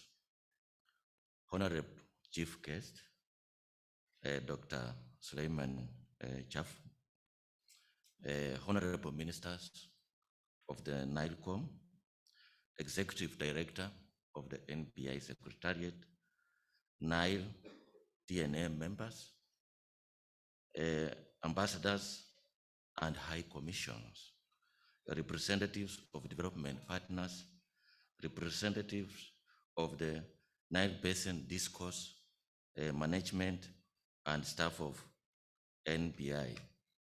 Ladies and gentlemen, it gives me great pleasure to join you today in this 30th Annual Nile Council of Ministers meeting. I wish to express my appreciation to the United Republic of Tanzania for hosting this year's NBI governance meeting, and also thank the chief guest for finding time to join us in this important event. Distinguished chief guest, ministers, ladies and gentlemen, we note with satisfaction progress made by the NBI Secretariat and member states in the implementation of the NBI programs as guided by the 10-year strategy, that is 2017 to 2027.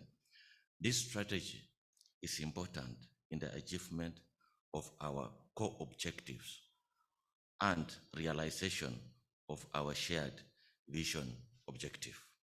In this regard, it provides clear linkages between the key development goals of water, food, energy, as well as environment, and focuses on win-win harnessing of our natural resources. We are also aware that while we have jointly invested substantial technical and financial resources in preparation of investment projects of regional significance, the prioritization and uptake of this project in national programming has not been commensurate. This, in effect, denies our citizens the tangible benefits that could accrue from the implementation of these projects. My very sincere appeal, therefore, is that we as member states prioritize these transboundary projects in our national planning. Let me conclude by expressing our sincere appreciation to the member states for the commitment to the Nile cooperation. In the same spirit, I wish to thank the Friends of the Nile, the NBI development partners, who have, since its formation, provided technical and financial support to the organization. I wish, therefore, honorable ministers, to wish you fruitful that year's Nile-COM meeting. Thank you for your kind attention. Asante sana Kenya kwa salamu hizo ambazo kwa hakika umeendelea kuwashukuru nchi wanachama, lakini pamoja na wadau wetu wa maendeleo ambao toka mwanzoni umesema wamekuwa wako bega kwa bega na nchi hizo wanachama katika shughuli hii ya uendelezaji na uhifadhi wa maji yetu. Mheshimiwa mgeni rasmi, sasa ninayo heshima ya kumwalika Mheshimiwa Meja Jenerali Charles Karamba, balozi wa Rwanda nchini Tanzania, na mwakilishi wa Mheshimiwa Daktari Jean Diak Mjawamaria, mbunge, waziri wa mazingira, Jamhuri ya Rwanda. Majina haya ni magumu kidogo. Mjawamaria, karibu sana, tafadhali.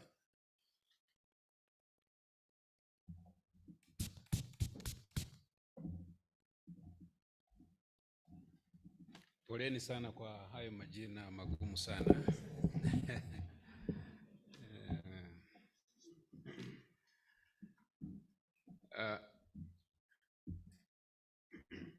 Dr. Suleiman Jafo, our chief guest, mawaziri mlio hapa, esteemed Nile-COM members, excellencies, high commissioners, TAC members, representatives of development partners, executive director of the Nile Basin Initiative Secretariat, executive director of ENTRO, the Nile-SAP regional coordinator, ladies and gentlemen, all protocols observed.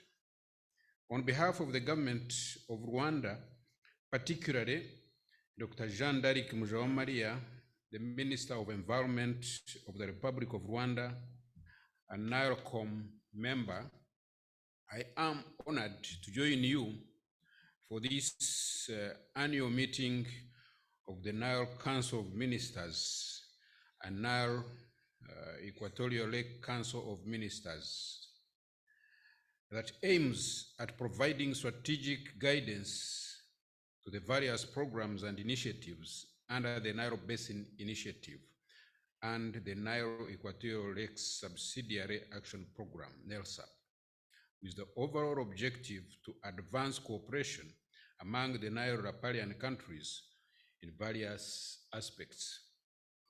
I wish to express my appreciation to the governments of the South Sudan and Democratic Republic of Congo, the outgoing Nile-COM and NEL-COM chairpersons respectively, for their excellent leadership during the last year. On this note, allow me to convey on behalf of the Minister of Environment of the Republic of Rwanda our deepest condolences to the Republic of South Sudan for the untimely demise of Honorable Manawa Peter, who was the Minister of Water Resources and Irrigation of the Republic of South Sudan and the Nile-COM chairperson. May his soul continue to rest in eternal peace.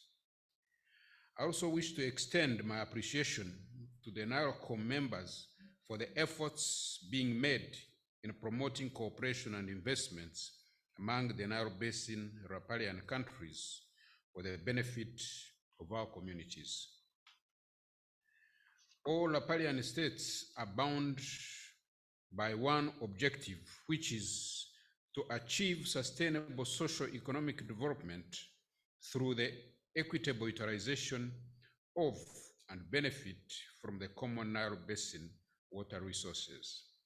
This common objective provides a platform for creating synergies and win-win cooperative frameworks that will foster the development and management of water resources of the Nile Basin. Having a platform like the Nile Basin Initiative helps us advance Nile cooperation, and a program like the NELSAP, with a mandate of providing joint water-related investment projects in a coordinated and sustainable manner, is of high importance. We all recognize the importance of the Nile for the socio-economic development and well-being of all the population in the basin. We also recognize that the Nile is a shared resource, and this calls for a sustainable and cooperative management of the resource. The government of Rwanda commends the achievements made under the NBI and NELSAP over the last years in different areas. As the host country of NELSAP Coordination Unit, Rwanda will continue providing the necessary support for a smooth running of the program. Strengthening our cooperation both at the technical and political levels through joint investment projects in all sectors identified by all member states will also help to build our mutual understanding and trust while contributing to socio-economic development in our respective countries. I strongly believe that this approach of strengthening our cooperation, which is based on trust and shared vision of a common future, is the best guarantee for a peaceful and sustainable development in the Nile Basin region. Let me extend our gratitude to our development partners and our stakeholders for their valuable contribution to the sustainable development of our region. I also wish to commend the TAC members for the good work they have accomplished during the past days, which form the basis for the COM meeting considerations. In conclusion, I wish to convey my gratitude to the government of the United Republic of Tanzania for hosting this important meeting, and to the people of the United Republic of Tanzania for the home hospitality our delegation has enjoyed since our arrival in this beautiful city of Dar es Salaam, where I personally live. The government of Rwanda remains committed to the Nile cooperation, as we believe that this is the only way we can achieve an equitable and sustainable utilization of the shared water resources. And on this note, I wish to commend the commitment and cooperation of the Nile Basin Initiative member countries, joining hands towards our shared vision. And I thank you so much.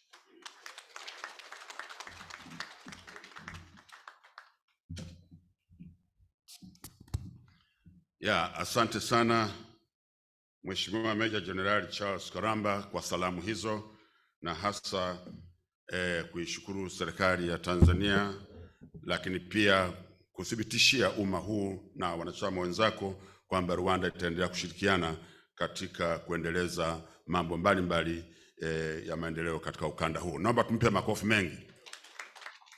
Mheshimiwa mgeni rasmi, haya majina magumu ya kama hii ya kutoka Rwanda imenikumbusha majina magumu sio tu hapa, hata kule Uingereza ilitokea pale uwanja wa Heathrow. Wakatangaza passenger Mark home, this is the first announcement. Can you board the plane please? Kimya. The second announcement, passenger Mark home.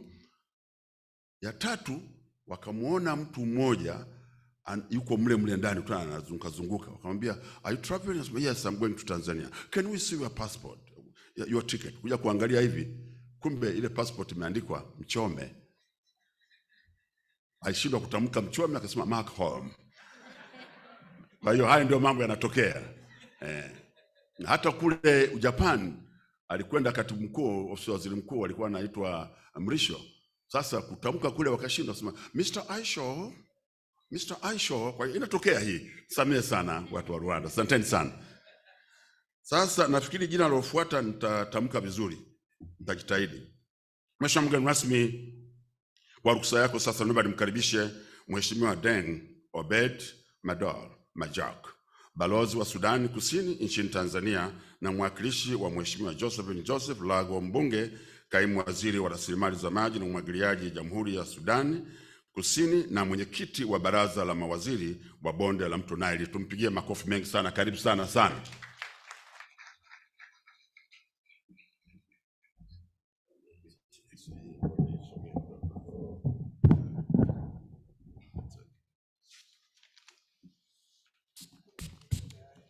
Bado. Okay.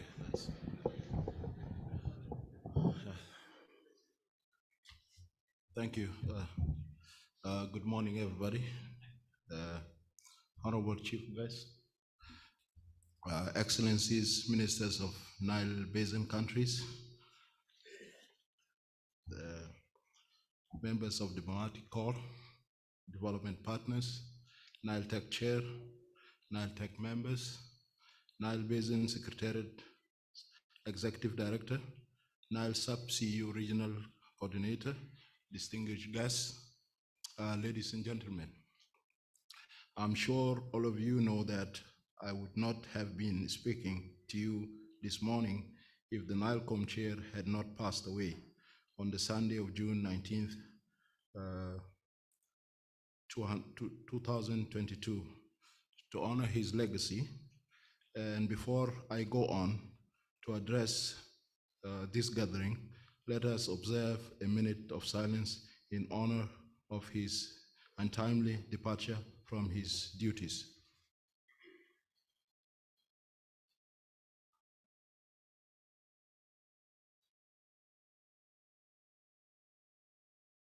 Thank you.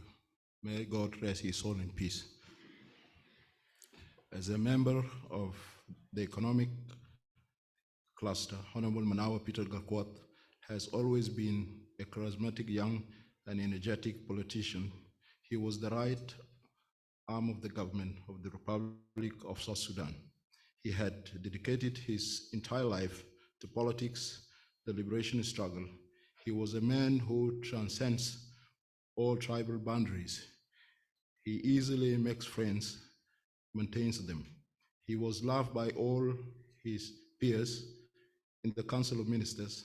That is why he was succeeded to push a number of projects that were not budgeted for through the regular financial allocations. During our regular encounters in the Council of Ministers or in the economic cluster, Honorable now Peter Gakwat had placed himself to be an intermediary between the downstream and upstream riparian countries. He had engaged positively with the ministers of water resources and irrigation and encouraged Egypt to fully re-engage as a full member of NBI. Before his demise, he was in the verge of encouraging member countries that signed the cooperative framework agreement to ratify it so that NBI become a commission. As his brief visit to NBI headquarters as the chair of Nile-COM, upon the invitation of the executive director, he was at the verge of touring most Nile-COM countries, especially those who have not ratified the CFA, with the sole aim of encouraging them to.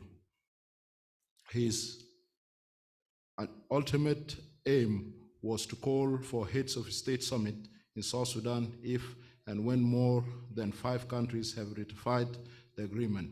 He believes in the spirit of collaboration rather than the spirit of unilateralism among the Nile riparian countries. He was ready to make some unprecedented sacrifices in South Sudan in order to balance water resources management within the region, but his untimely death curtailed his huge ambitions. In South Sudan, he always tells us that the very reason why some member countries would plan to use the Nile waters is the very reason why we in South Sudan should also invest in our water resources in order to harness its full potential. As you all know, this is the second time South Sudan has held leadership of Nile-COM. He had hoped to do much better than the previous chair.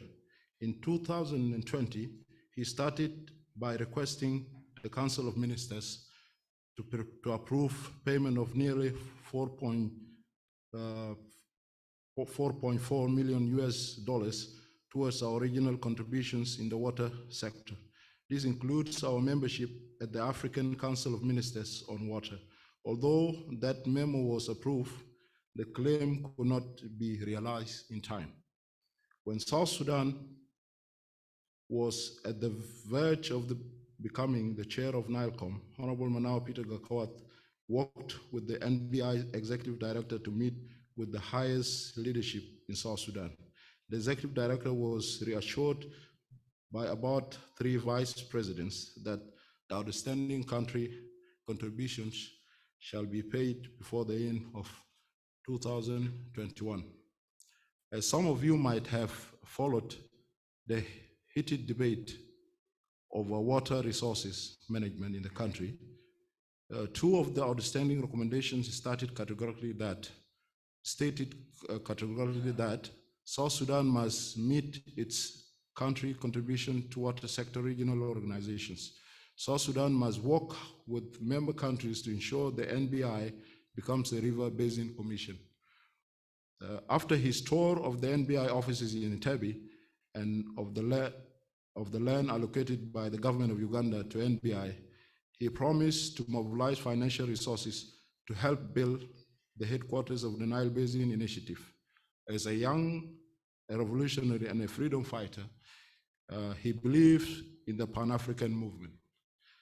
Having looked what Honorable Manawa Peter Gakwad would have outlined to you during his tenure, let me give you some key highlights of achievements in the financial year, followed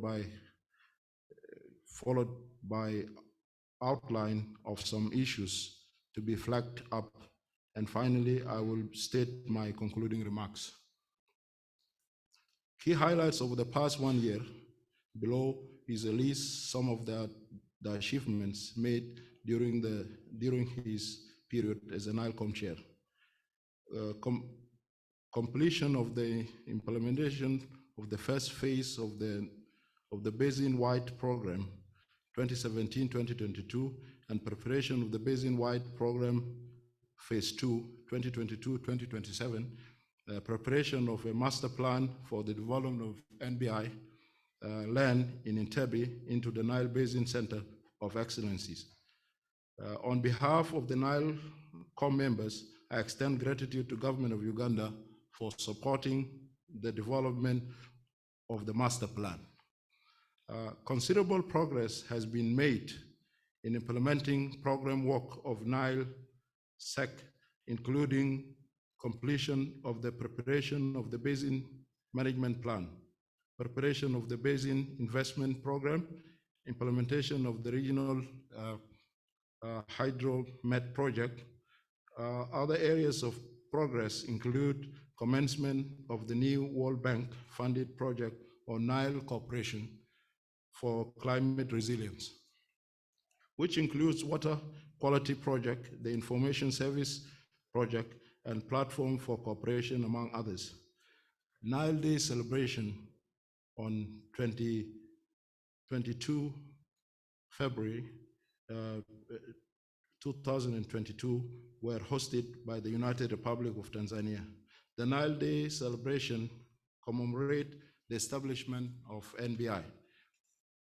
Engagement of department partners through the strategic dialogue. The strategic dialogue held each year on 23rd February brings together representatives of NBI partner states and members of the development partners to discuss the Nile cooperation. This year's dialogue sought to strengthen the Nile cooperation through exploring options of institutional sustainability and promoting transboundary investment. The discussions reflected on the evolving context of emerging issues, challenges, opportunities to map prospects for institutional growth and sustainability. Key issues for follow-up. These are the key unresolved issues that should be closely followed by the incoming Nile-COM chair. Institutional sustainability issues. A major challenge of NBI institutional sustainability is meeting institutional core costs as an obligation of member states. Most of the Nile Basin member states have not been up to date in payment of their country contributions. Outstanding areas are US $17,515,000 and 273.94. During the financial year 2021-2022, Nile-TAC received US $1,607,280 US from member states. This has kept the management of NBI in a delicate balance to utilize the meager resources among various demands in the approved work plan and budget 2021-2022. There is need for member states to pay their country contributions to ensure that the institution continues to operate smoothly. And South Sudan is not an exception in this bracket. Nile Basin member states adopted a dual track to cooperation, which involves executing two parallel and reinforcing tracks of cooperation. A, the political track involves formulation of the legal framework for cooperation. B, while the technical track involves formulation and implementation of programs that addresses the basin challenges. The two tracks have made tremendous progress in their domains, but this could have been better if the legal and institutional framework were in place and a permanent institution established in a reasonable time. Development of Nile River Basin Cooperation Framework Agreement, CFA, has taken longer than we anticipated. The transitory or temporary nature of NBI limits its legal and representational capacities to execute programs from multilateral funding agencies, among others. C, heads of states. The first summit of heads of state and government of Nile Basin riparian countries was held in June 2017 in Uganda. During that meeting, the heads of the state and government expressed commitment to cooperative and joint development of the basin and to participate through the framework of NBI. The concept note and background prepares for the second Heads of State Summit were prepared and handed over to the Nile-COM during the Juba meeting in 2021. Nile-COM has previously resolved that the country sharing Nile-COM will be the host of the Heads of the State Summit. It was decided that an extraordinary Nile-COM meeting be held to pave the way for the second Heads of State Summit. But due to unforeseen circumstances, this meeting was not held. It is my appeal that in the year 2022-2023, before the second Heads of State Summit, the postponed extraordinary meeting of the Nile-COM be held for that particular purpose. In conclusion, I wish to thank the countries for trusting South Sudan to lead as the Nile-COM chair during the financial year 2021-2022. I wish to commend the management and the staff of the Nile Basin Initiative, NBI, for their hard work in delivering good performance in the just concluded period. I also thank the Nile-TAC members and all national teams of experts that steer and guide the work of the Secretariat for the good work. My utmost appreciation also goes to our development partners for continuously supporting NBI, even in the face of diminished country contributions. We promise to work together as the member countries in order to live up to our commitments. My sincere word of appreciation goes to Executive Director of NBI Secretariat, Engineer Anthony Matema. He's an honest, hardworking, and humble engineer that should be supported by all members, all member countries, for him to deliver more than he has already. My final word of appreciation goes to the host government of the United Republic of Tanzania for showing high quality of good governance leadership, even after the untimely death of His Excellency Joseph Pombe Magufuli, the President of the United Republic of, the late President of the United Republic of Tanzania. Let us continuously remain committed to the cause of NBI. It was a pleasure for South Sudan to hit Nile-COM for the last several months, and I wish the incoming chair of Nile-COM a success. Thank you very much.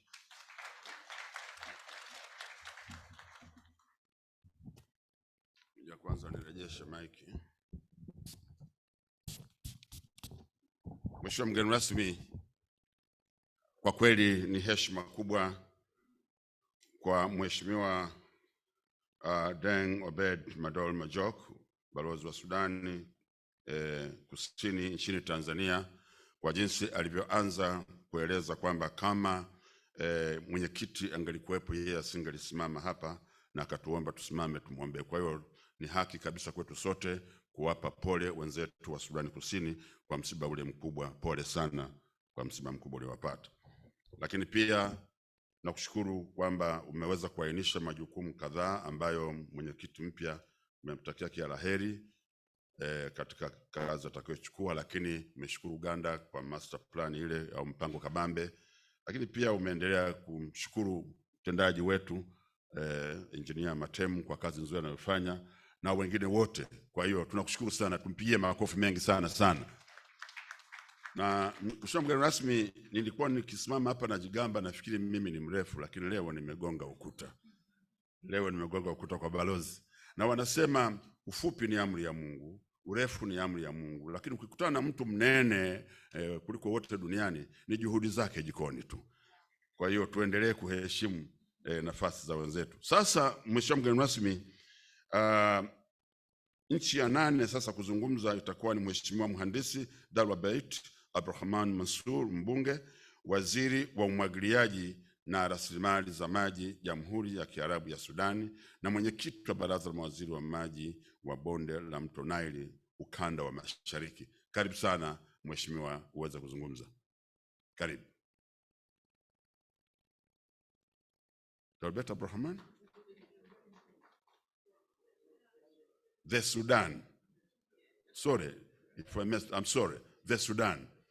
The Latins have a saying, mia culpa, mia maxima culpa. Nimekosa mimi. Nisamehe sana. Okay,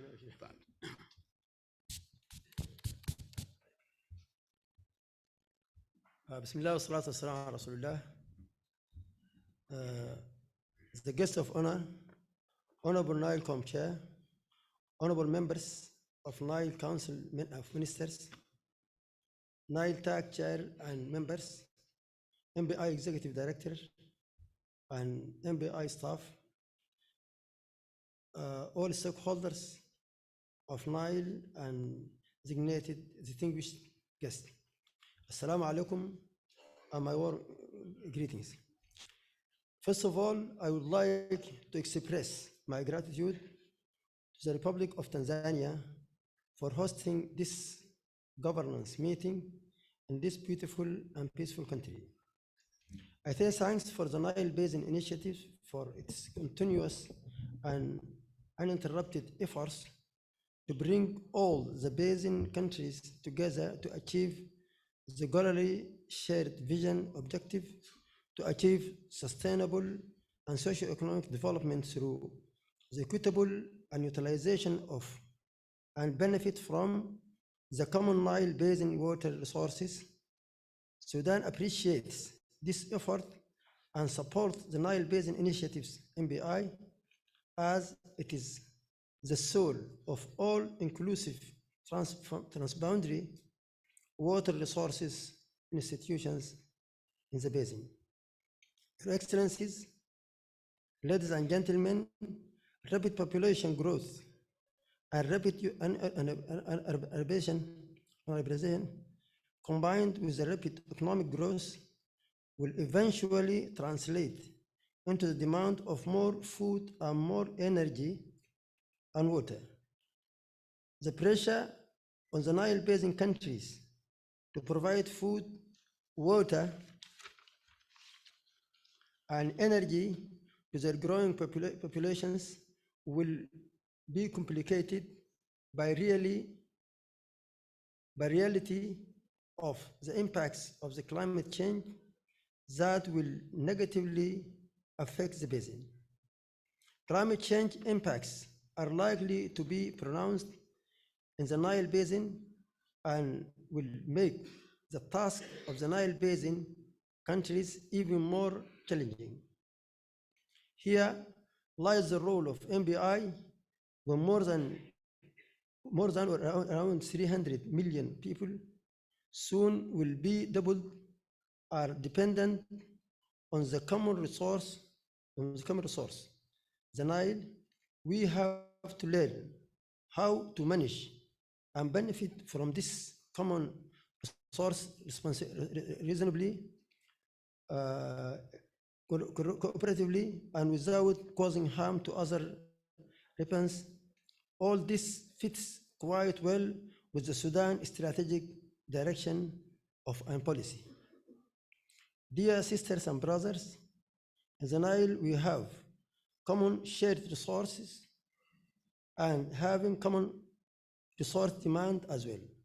This means we should have a basin-wide planning and management perspective, in addition to national, and order to synchronize and optimize our effort, considering that our Nile water is increasing, getting scarcer per capita wise.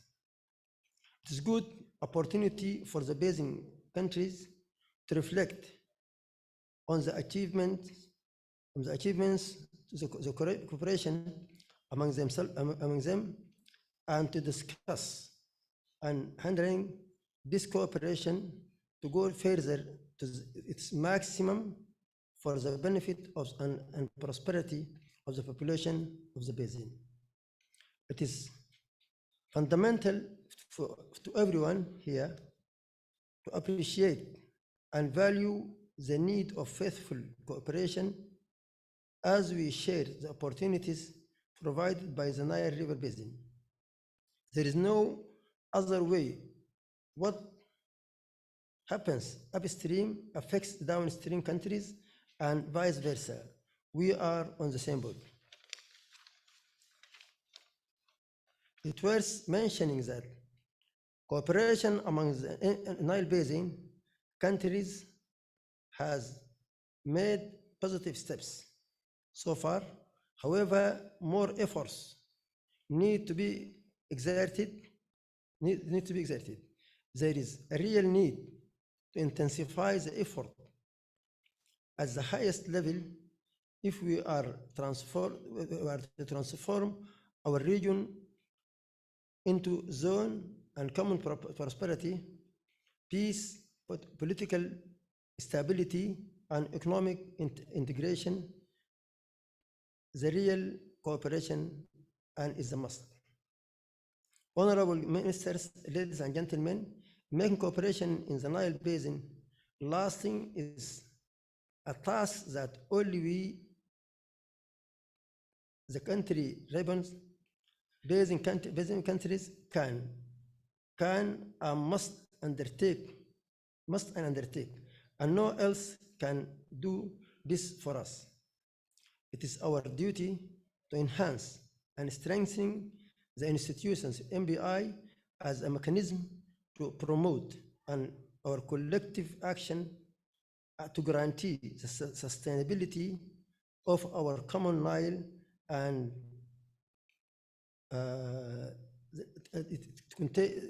and not only for us, but all for the future of the generation. Thanks a lot. Shukurani nyingi kabisa, naomba tumpe makofi mengi kutoka Jamhuri ya Kiarabu ya Sudan au the Sudan. Salamu hizo zimefika na zimepokelewa.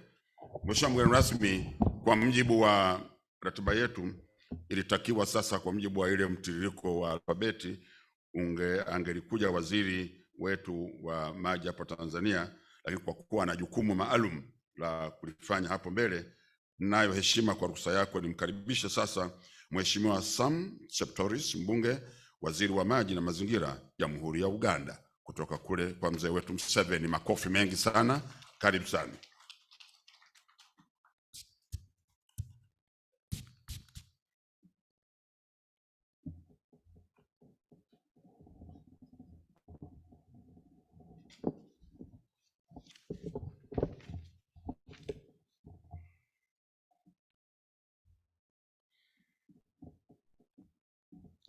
our guest of honor, Dr. Salman Jaffo, Nile-COM chairperson,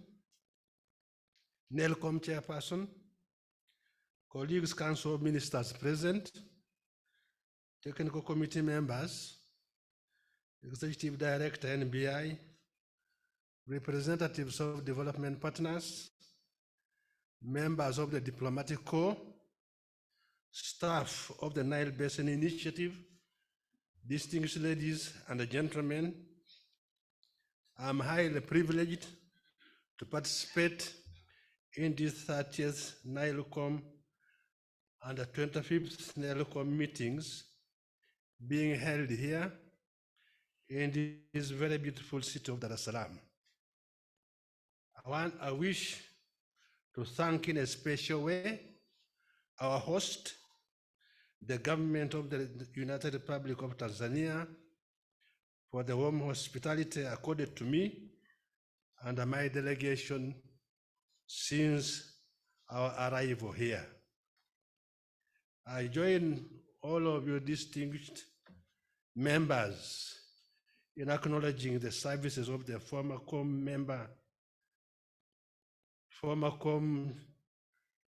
chair for South Sudan, the late Honorable Manawa Peter, who passed on while chair to this great organization. May his soul rest in eternal peace.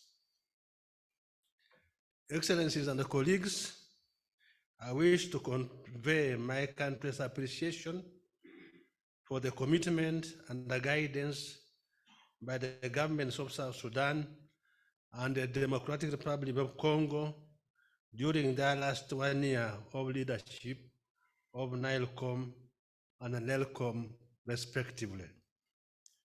The strategic guidance provided in this period is a demonstration of their commitment and the value attached to NBI goals and aspirations. Ladies and gentlemen, Uganda welcomes the leadership of United Republic of Tanzania for the coming 1 year.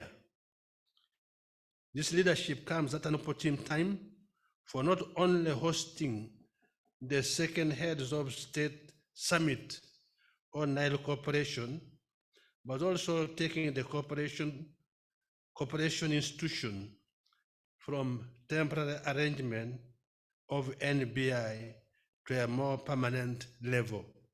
I have no doubt that this will come to pass this time, considering the role played by the United Republic of Tanzania in the history of Nile cooperation. Ladies and gentlemen, 98% of the land surface in Uganda lies in the Nile Basin, Nile River Basin, with the country being both upstream and downstream. As a result, a lot of importance has been attached to sustainable development and the management of this shared water resource. On this basis, the government of Uganda fully cooperated with other Nile Basin states under the Nile Basin Cooperation Arrangement and ratified the jointly developed cooperative framework, the CFA, and recently handed over title for prime land worth $25 million for the development of the Nile Basin Corporation headquarters. Ladies and gentlemen, while my government has further supported NBI in the preparation of an NBI Center of Excellence Master Plan to guide organized development of the land, there is need to start mobilization of resources for actual development on the land. Part of this is expected from our country's contributions. I therefore raise this issue with you to consider so that we jointly guide NBI Secretariat on expediting the process for the development of the land that sits in a very prime area in Entebbe. Excellencies, ladies and gentlemen, the signs of climate change are all around us, and its impacts are overwhelming. Media reports have current messages of floods, displacements, food insecurity, and other calamities associated with changes in climate in the past 3 years. This has also been reflected in the 2021 World Meteorological Organization State of the Global Climate Report. The situation in Uganda within the Nile Basin has led to the displacement of millions of people to date. Ladies and gentlemen, NBI and its subsidiary programs has over the years identified joint infrastructure investments to contribute to poverty alleviation and also address climate change and its effects. I wish therefore to appreciate efforts being made by NBI through projects like Angololo, Nyemur, Live 3, and other initiatives that are aimed at addressing such catastrophes. I wish to reiterate Uganda's commitment of this continued support to the NBI NELSAP in the development of these and other similar projects. Strengthening the Nile cooperation has had challenges over the years. We are, however, delighted on the tremendous progress towards the establishment of the Nile River Basin Commission. I therefore urge our sister countries that haven't ratified CFA to do so, to enable facilitation of the cooperative development of the basin and related resources. Let me take this opportunity to particularly thank NBI management and the staff for their tireless efforts invested in realizing the various achievements so far attained. I would like to thank our development partners who have continuously supported us in sustaining our cooperation and investments on the ground, and urge them to continue supporting us for this good cause. I wish everybody fruitful deliberations. Inga ona ibisatuba ndi basusu tozalawa visibility tout ça.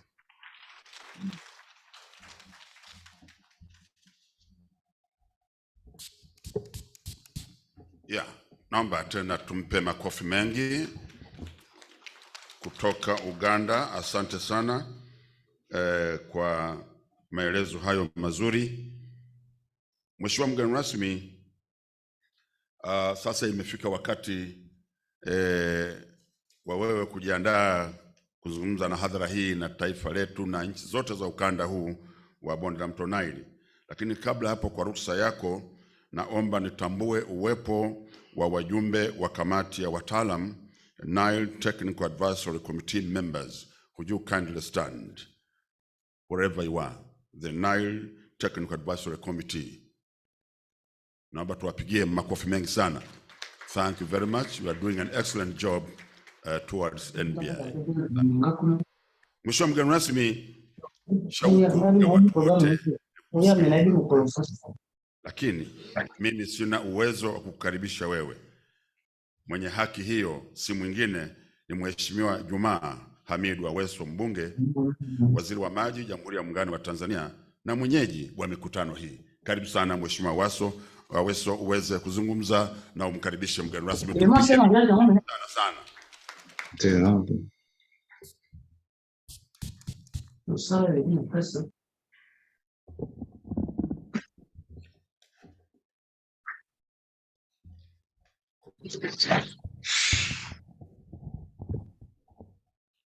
Mheshimiwa Daktari Suleiman Said Jafo, mbunge, waziri wa nchi ofisi ya makamu wa rais muungano wa mazingira, na mwakilishi wa mgeni rasmi Mheshimiwa Dr. Philip Isdor Mpango, makamu wa rais wa Jamhuri ya Muungano wa Tanzania, waheshimiwa mawaziri wenzangu wa NBI,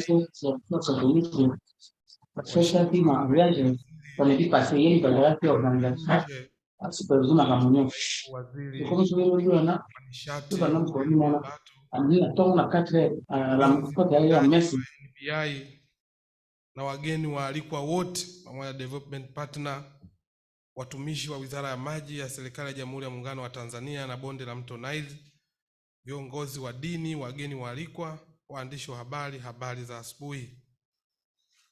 Mheshimiwa mgeni rasmi, kwanza nitumie nafasi hii kumshukuru sana Mwenyezi Mungu. Kwa namna ya kipekee nimshukuru sana rais wetu Mama Samia Suluhu Hassan. C'est bon, non? Kama mtakumbuka tarehe 22 mwezi wa pili wa mwaka huu, Tanzania ilikuwa mwenyeji juu ya maadhimisho ya NBI hapa Dar es Salaam Mlimani City. Baada ya kuwasiliana na Mheshimiwa Rais juu ya maadhimisho haya, Mheshimiwa Rais aliniambia maneno machache. Moja, amekubali shughuli hiyo ifanyike, lakini atatusupport na atamtuma makamu wa rais. Alifanya hivyo. Huu ni upendo mkubwa sana kwa NBI. Tumpigie makofi mengi sana rais wetu. Lakini leo tarehe 19 ya mwezi wa 8, ni muda mfupi sana tangu maadhimisho ya NBI, tumepata tena taarifa ya kuandaa mkutano wa mawaziri wa NBI yaje kufanyika hapa Dar es Salaam. Vivyo hivyo nikafanya taarifa na Mheshimiwa Rais. Mheshimiwa Rais akaniambia fanyeni mkutano na nitawasupport. Ametusupport kwa mara nyingine.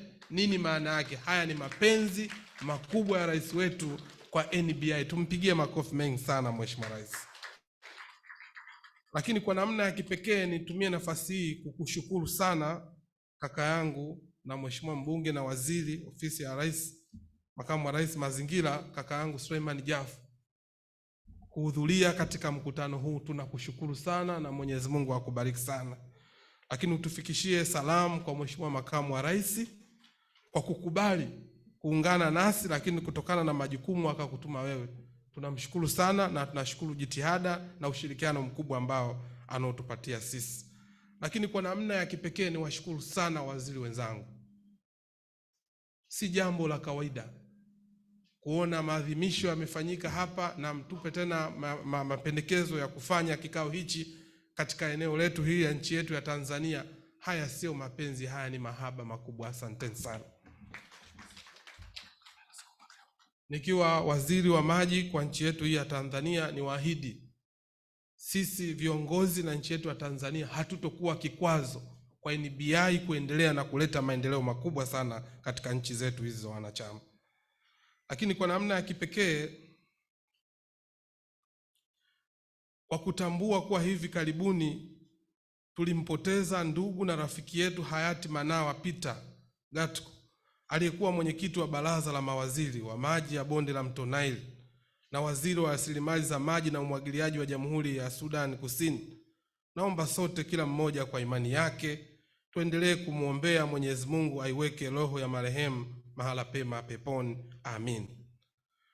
Mheshimiwa mgeni rasmi, lengo la mikutano ya baraza la mawaziri ni kutoa maelekezo kuhusiana na masuala ya kisera kwa secretariat na nchi wanachama wa bonde la Mto Nile. Baraza la mawaziri wa bonde la Mto Nile, pamoja na kuwa na jukumu la kutoa miongozo ya kisera, bado tuna jukumu la kuendelea kujenga uelewa kuhusu faida na mtangamano wa kikanda kupitia ushirikiano wa bonde la Mto Nile katika masuala ya maji, nishati, mazingira na usalama wa chakula. Aidha, tuna jukumu la kuzishauri mamlaka za nchi zetu juu ya kutimiza wajibu na ahadi zetu katika ushirikiano wa taasisi ya bonde la Mto Nile. Ndugu mgeni rasmi, sote ni mashahidi kuwa kutokana na hali ya siasa na uchumi wa dunia hivi sasa, ushirikiano wetu ni nguzo madhubuti katika kuendelea kuhamasisha hali ya kushirikiana kati yetu kwa lengo la kuleta maendeleo ya watu wetu kupitia sekta hii ya maji tuliyobarikiwa na Mwenyezi Mungu, ambayo ni kichocheo cha kufanya vizuri kwa sekta nyingine za uzalishaji ikiwemo kilimo na uvuvi, nishati ambazo kwa kiasi kikubwa zinategemewa na wananchi wengi katika bonde la mto Nile. Ndugu viongozi, natambua mchango mkubwa wa wadau na washirika wetu wa maendeleo katika kushirikiana nasi kwenye kutekeleza programu na miradi tuliyokubaliana kuitekeleza kwa lengo la kuongeza mnyororo wa thamani kati ya maji, chakula na nishati. Hivyo ni muhimu kwa nchi wanachama kutambua na kuweka mikakati ya kuendeleza maeneo yenye fursa za uwekezaji katika ukanda yetu kupitia ushirikiano wa bonde la mto Nile. Maeneo hayo ni pamoja na sekta ya utalii, viwanda, madini, uvuvi na kilimo.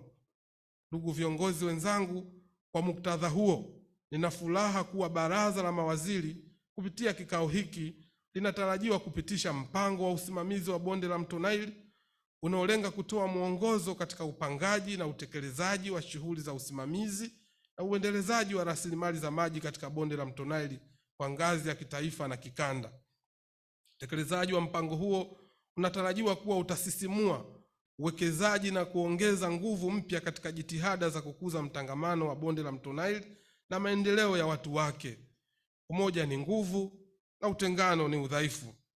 Ndugu viongozi wenzangu, kabla sijahitimisha hotuba yangu ya ukaribisho, napenda kuthibitisha utayari wa Jamhuri ya Muungano wa Tanzania kupitia Wizara ya Maji kwa kuendeleza ushirikiano wa maji shirikishi katika bonde la mto Nile, tukiwa ni wabia wenye imani kwenye ushirikiano huu. Kwa niaba ya serikali ya Jamhuri ya Muungano wa Tanzania, napenda kuzishukuru nchi wanachama wa bonde la mto Nile kwa kuendeleza ushirikiano, na pia nawashukuru wabia wa maendeleo kwa kuendelea kutuunga mkono kwa hali na mali, na natoa shukrani kwa Secretariat ya taasisi la bonde la mto Nile kwa kazi kubwa inayofanywa katika kuratibu na kutuunganisha.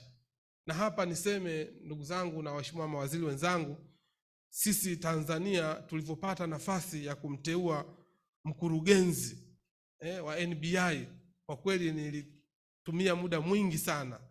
Kama mnavyokumbuka, tarehe 22 mwezi wa pili ndipo lipozaliwa NBI.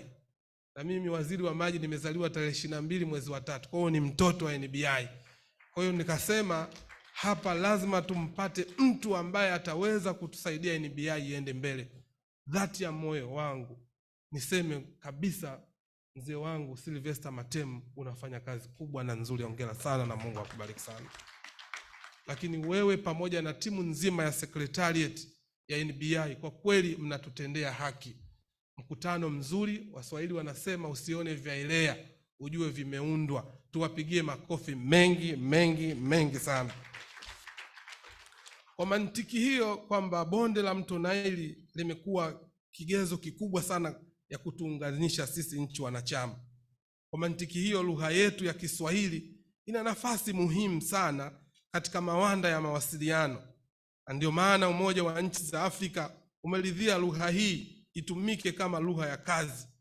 Hivyo ninatoa rai kwa mheshimiwa mawaziri wenzangu kuunga mkono matumizi ya Kiswahili kama lugha ya kazi katika ushirikiano wetu. Na kwa namna na mapenzi ambayo kila mara mmeleta NBI hapa nchini Tanzania, na imani waheshimiwa mawaziri wenzangu mtaridhia katika jambo hili. Ndugu viongozi, mwisho, kwa heshima na taadhima, kwa niaba ya serikali ya Jamhuri ya Muungano wa Tanzania, naomba tena niwakaribishe Tanzania na hususan jiji la Dar es Salaam kwa ajili ya mikutano yetu muhimu kwa mustakabali wa nchi na wanachama wa bonde la mto Nile. Mwisho kabisa, nitumie nafasi hii kuwashukuru sana Katibu Mkuu wa Wizara yetu ya Maji na watumishi wote wa Wizara ya Maji kwa ushirikiano mkubwa, hasa katika kufanikisha hili jambo letu la NBI. Lakini mwisho, si kwa umuhimu, naomba sasa nimkaribishe Mheshimiwa Daktari Suleiman Said Jafu, mbunge, waziri wa nchi, ofisi ya Makamu wa Rais, Muungano na Mazingira, na mwakilishi wa mgeni rasmi Mheshimiwa Dr. Philip Isdori Mpango, Makamu wa Rais wa Jamhuri ya Muungano wa Tanzania, aweze kuzungumza na hadhara hii. Asante sana kwa kunisikiliza. Asante sana Mheshimiwa Waziri, naomba tumpe makofi mengi sana. Nikuombe Mheshimiwa mgeni rasmi uende kwenye podium ile kule, kwa ajili ya kutoa hotuba. Tumpe makofi mengi. Hebu naomba tusimame tufanye mazoezi kidogo. Can we stand and give the guest of honor a warm welcome before he starts talking to us or giving his speech? Tumpe makofi mengi tena tafadhali. Asanteni sana sana. Naomba tukae tafadhali.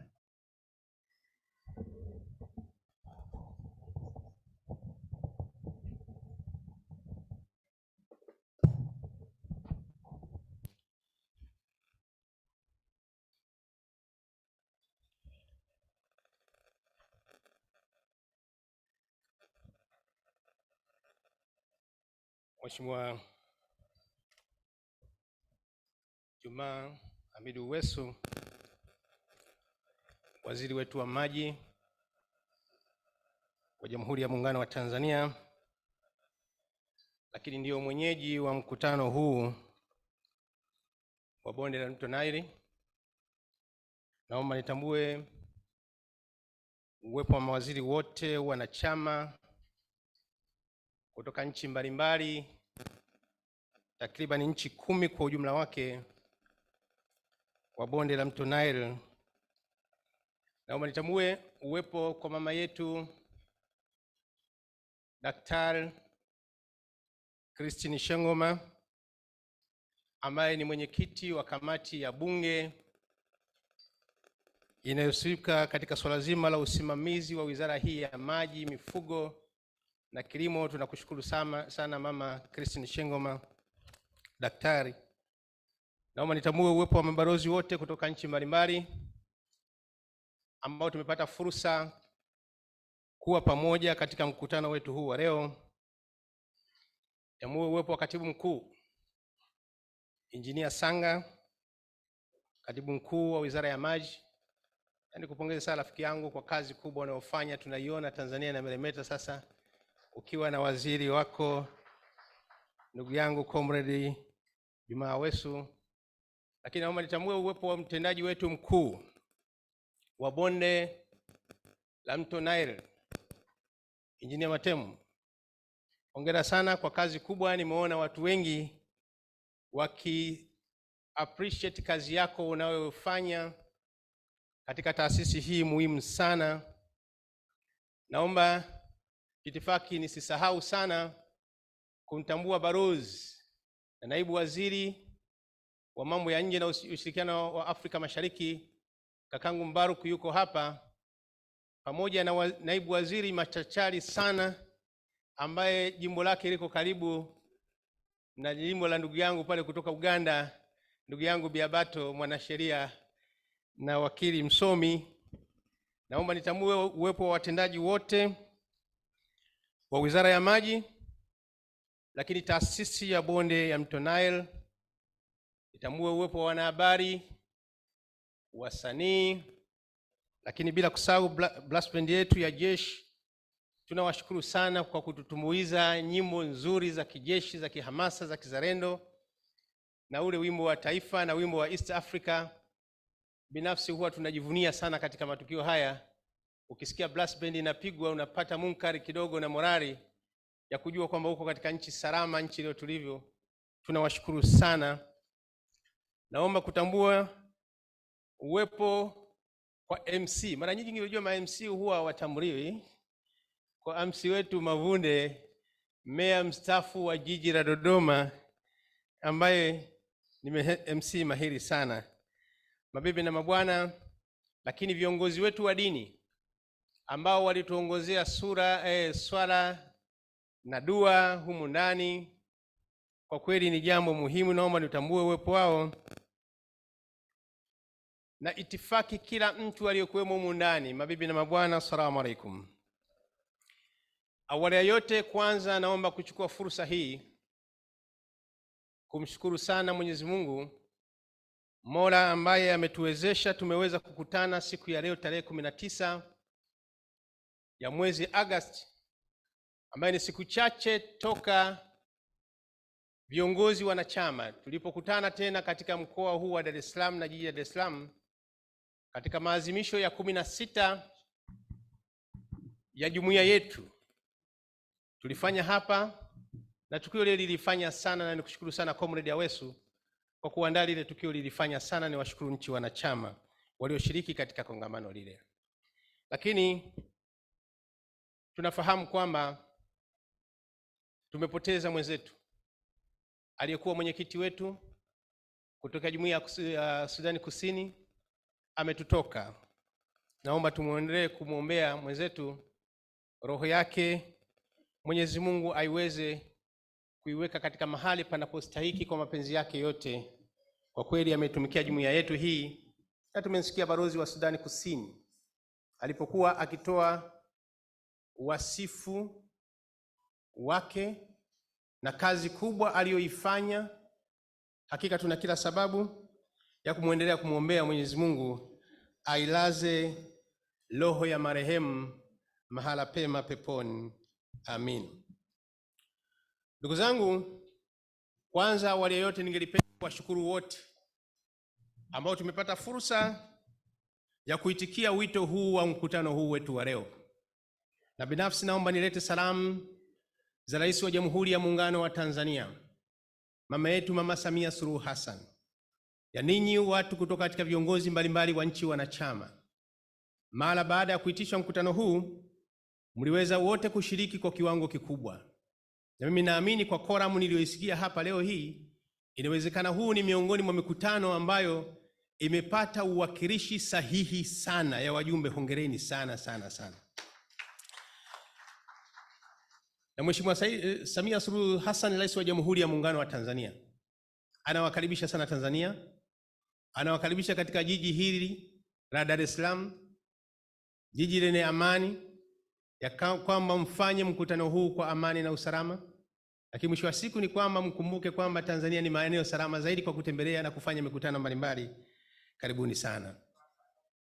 Kwa niaba ya Makamu wa Rais wa Jamhuri ya Muungano wa Tanzania, Dr. Philipo Isdori Mpango, ambaye alipaswa kuwa nanyi katika siku hii ya leo, lakini amedharurika, amenituma na mimi niwe kuweza kufungua mkutano huu. Binafsi nimefarijika sana. Ndugu Jumaa Awesu, nikushukuru sana kwanza ya kuamua ya kwamba kumkaribisha Makamu wa Rais. Lakini kushukuru kwamba leo nimepata fursa, Makamu wa Rais amenituma kuja kuofficiate hili tukio moja muhimu sana. Tukushukuru sana ndugu yangu Jumaa Awesu. Ndugu zangu, nafahamu kwamba leo tumekutana kwa ajili ya jambo la kimkakati kubwa zaidi, hasa upande wa mawaziri. Binafsi mawaziri wa bonde la mto Nile na zile blocks zetu zote, jukumu kubwa ya kwamba tumekuja hapa kwa lengo kubwa sana kupitia masuala mbalimbali ya kisera. Lengo kubwa ni kwamba secretariat zetu ziweze kufanya mambo hayo kwa maelekezo ya mawaziri wa nchi wanachama. Binafsi naamini katika mkutano huu, kama programu ilivyopangwa, ya kwamba jambo kubwa kwanza kupitia mpango wa bajeti, utekelezaji wa bajeti kwa mwaka fedha 22-23, lakini hali kadhalika kupitisha mpango wa maendeleo wa miaka mitano 2022 mpaka 2027 na mpango kazi wa 2022-2023. Jukumu hili ni jukumu kubwa sana ambao mawaziri wanachama, na mimi nimefarijika sana koramu iliyokuwepo hapa. Imani yangu kubwa kikao hichi kitakuwa ni kikao chenye kufanya sana, ambao mwisho wa siku ni kwamba malengo ya bonde la mto Nile yataweza kufikiwa vizuri, kwa vile tunaona kwamba katika mambo haya yote yanatuhusu kwa kiwango kikubwa sana katika utekelezaji wa afua zote zinazohusu bonde la mto Nile. Ndugu zangu, niwashukuru sana. Kama mnavyofahamu, bonde la mto Nile ni miongoni kwamba mto Nile katika mto mrefu kuliko yote duniani ni mto Nile. Lakini tujiulize, sisi ni kina nani ambao Mwenyezi Mungu ametupa fursa ya kupitiwa na rasilimali hii adimu duniani?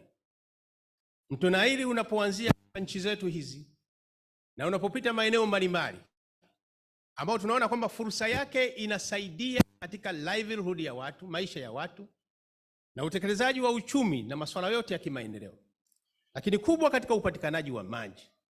Na shehe wetu hapa alituzungumzia kuhusu swala zima la kwamba kila kitu kinatokana na maji. Kwa hiyo ajenda ya maji ni ajenda muhimu sana, na sisi kama nchi wanachama ambao tumepitiwa na mto huu, tunapokutana katika kipindi hichi, jambo la kwanza inabidi kwanza tumshukuru Mwenyezi Mungu ya kwamba kupata fursa hii ya kupitiwa na rasilimali hii muhimu ambayo inatumika katika masuala mbalimbali ya kujenga uchumi na kimaendeleo. Tunapozungumza ajenda ya maji yenyewe, lazima bila kuwepo kwa mto Nile tusingeweza kujivunia katika nchi mbalimbali kwa kuwepo rasilimali hii. Lakini ajenda ya usafiri, tunafahamu kwamba mto huu maeneo mbalimbali huwa ukitumika katika masuala kama ni njia ya usafiri kwa watu wanaosafiri kutoka eneo moja mpaka eneo lingine. Lakini ajenda ya kilimo, tunaona nchi wanachama wanavyonufaika na fursa ya kuwepo mto Nile. Na sio hivyo peke yake, hata swala zima la upatikanaji wa nishati, swala zima la mifugo, swala zima la uvuvi, yote tunapozungumza kwa upana wake, swala la bonde la mto Nile lina fursa kubwa sana katika ujenzi wa uchumi wa nchi wanachama. Ndugu washiriki wa mkutano huu, mawaziri na watendaji mbalimbali, leo hii kwetu sisi Tanzania tunaona fursa sana, na hasa kukutana katika ajenda hili kubwa ya kimkakati na kisera katika kubadilishana mawazo, na hasa katika yale maeneo matatu niliyosema awali. Ya kwanza, kupitia utekelezaji wa bajeti ya mwaka fedha 22-23, kupitia na kupitisha mpango wa maendeleo, mpango mkakati wa mwaka 22-23 mpaka 27, lakini mpango kazi wa mwaka fedha 22-23. Kwetu tunasema kwamba hii ni fursa kubwa sana ambayo itasaidia sana katika kuhakikisha kwamba nchi zetu zinapata fursa ya maendeleo endelevu kupitia bonde ya mto Nile. Tumeelezwa ya kwamba sisi nchi zetu tuna kila sababu ya ushirikiano, na mto Nile unatufundisha ya kwamba japokuwa nchi zetu zimetofautiana katika eneo moja mpaka eneo lingine, lakini maji yenyewe hayana mipaka. Maji yanayotoka ziwa Victoria ndio yanayopita Kenya na Uganda, yanayopita Sudan, yanayopita Ethiopia, yanayopita Misri. Maana yake ni kwamba maji hayana mipaka. Lakini nchi zetu tuna tofauti ya kimitazamo na kimikakati. Kwa hiyo mikutano hii inatupa fursa ya kuweza kujenga ushirikiano mzuri sana katika mataifa yetu, na mwisho wa siku kuinda rasilimali hii maji tuliyokuwa nayo. Na tunafahamu kwamba tumeelezwa mabonde haya ya maji shirikishi yapatayo duniani zaidi ya 276, ambayo kati hayo watu wanufaika zaidi ya bilioni 3 katika dunia. Tuna kila sababu ya kuhakikisha kwamba fursa hii ya rasilimali maji na mabonde haya lazima yaweze kulindwa kwa nguvu zote.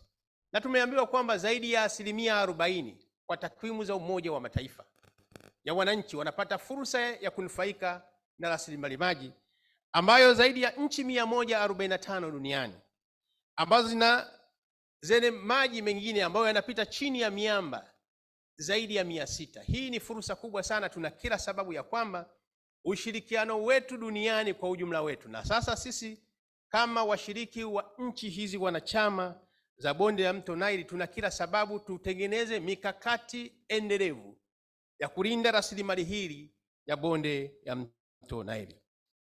Ndugu washiriki,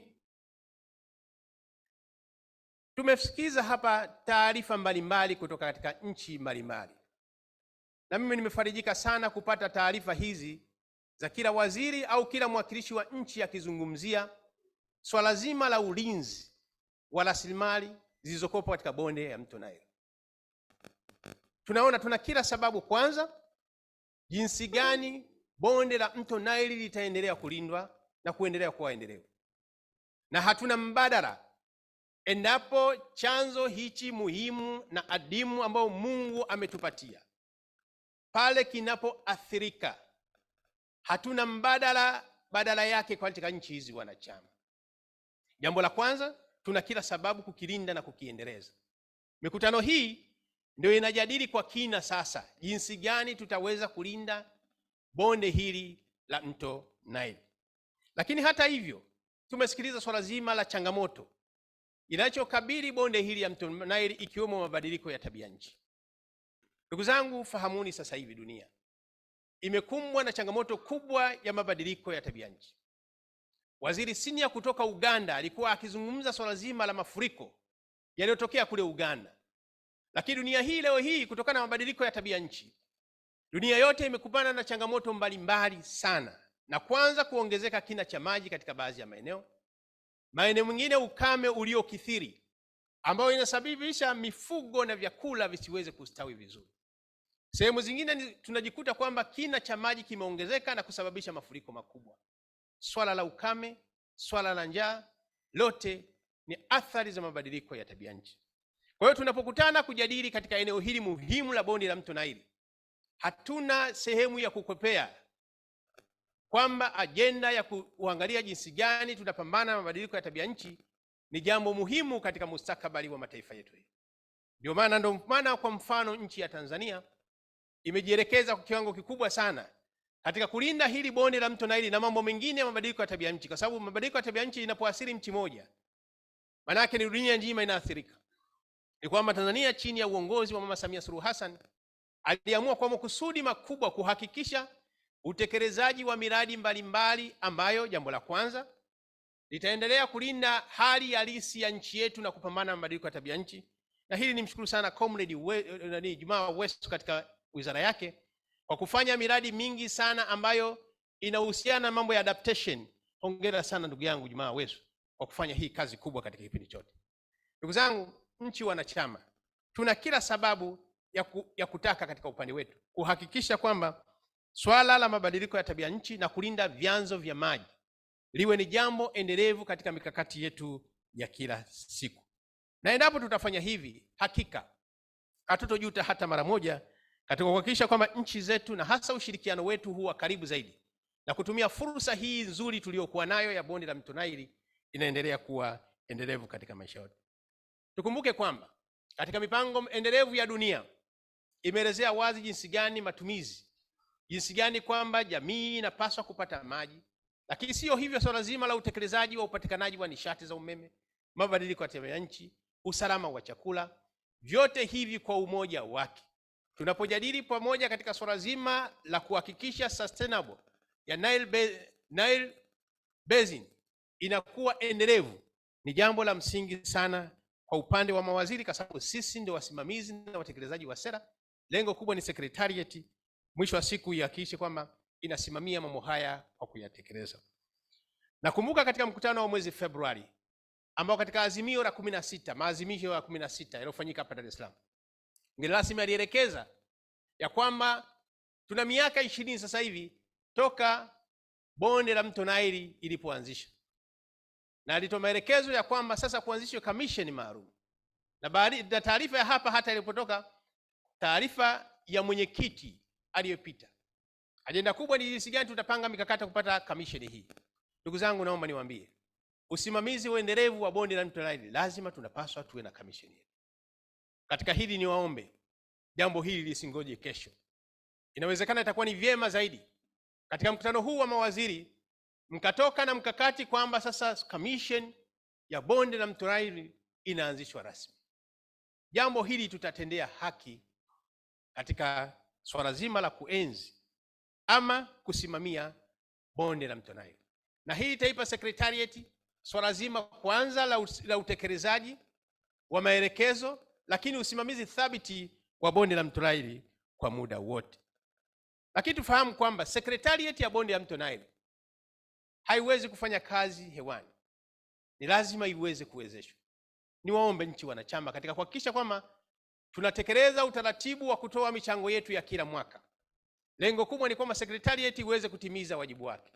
Ninafahamu hilo linafanyika vizuri, lakini jukumu langu ni kukumbusha kwamba tuna kila sababu ya kuhakikisha nchi wanachama tuiwezeshe secretariat yetu iweze kufanya kazi iliyokusudiwa chini ya utekelezaji wa mikakati ya bonde ya mto Nile. Kwa upande huu naomba niwashukuru sana wadau wetu wa maendeleo kwa kazi kubwa wanaendelea kuifanya kushirikiana na jumuiya yetu ya bonde ya mto Nile. Hakika wadau wetu wa maendeleo wanafanya kazi kubwa sana, tuwapigie makofi mengi sana. Miradi yote inayotekelezwa ambayo kutoka support kutoka kwa development partners, tuna kila sababu kusema kwamba kazi yao tunaithamini sana. Na kwa mfano hapa tuliona jinsi gani miradi mbalimbali ya bonde la mto Nile.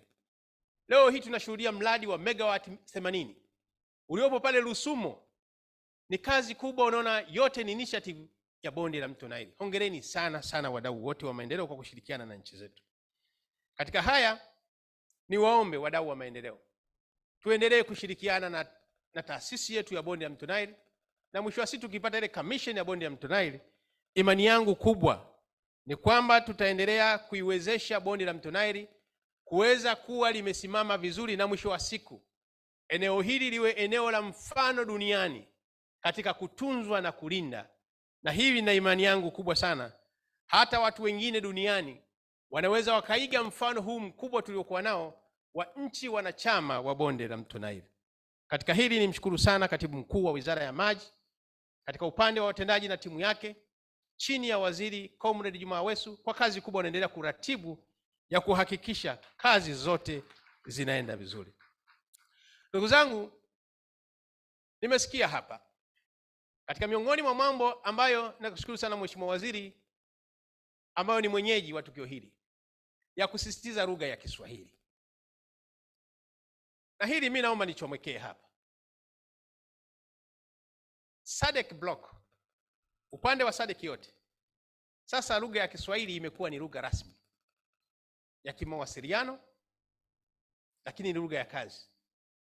Jumuiya ya Afrika Mashariki, lugha ya Kiswahili imekuwa lugha ya mawasiliano na lugha ya kazi.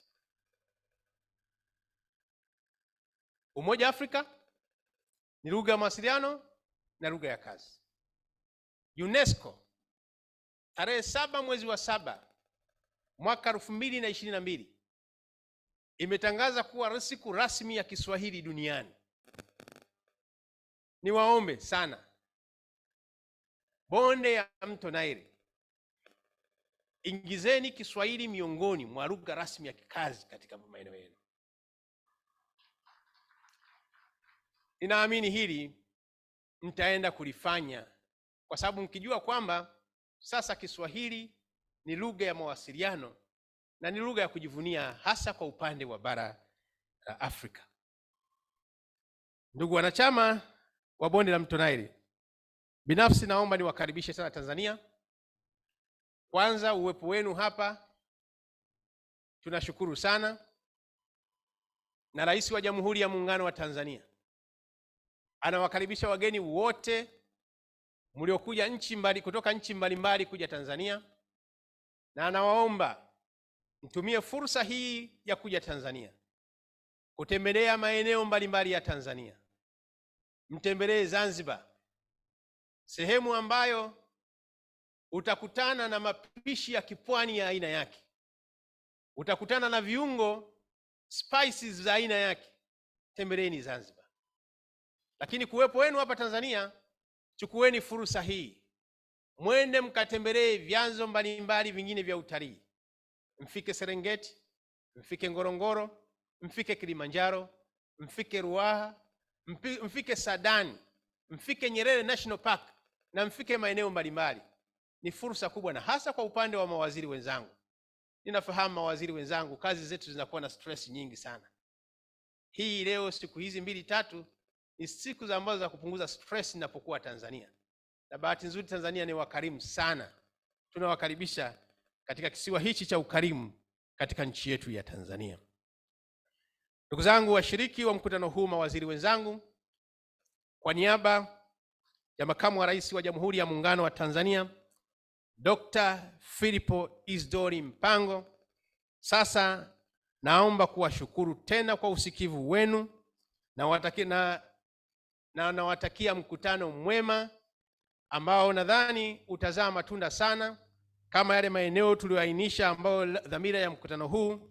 Naomba sasa nitamke rasmi kwamba mikutano hii ya pamoja ya mawaziri ya bonde la mto Nile imefunguliwa rasmi, na watakia mkutano mwema na mafanikio mema. Mungu ibariki Afrika, Mungu ibariki Tanzania, Mungu ibariki bonde la mto Nile. Asanteni sana kwa kunisikiliza. Ya, asante sana, makofi mengi. Naomba tusimame wote tena. Can we all stand again and give the guest of honor a warm welcome? Let us applaud. Makofi mengi tena kwa mgeni rasmi. Asante kwa hotuba nzuri, asante kwa ujumbe, asante kwa makaribisho. Naomba tukae. Mheshimiwa mgeni rasmi, tumebakiza mambo mawili tumalize shughuli yetu ndani. Tunaomba kwa ruhusa yako turuhusu sasa tufanye kazi, tukuombe ufanye ile kazi ya kuzindua website, lakini kabla hapo nimkaribishe Executive Director Engineer Matem aweze kutoa maelezo mafupi, halafu baadaye utazindua, na baada ya uzinduzi utatoa zawadi kwa watu wachache, na ndipo tutapata burudani kidogo, halafu tupige picha, tutakuwa tumemaliza shughuli hii ya leo mchana huu. Karibu sana Engineer Matem. Naomba uendelee kule, tuendelea kule tafadhali.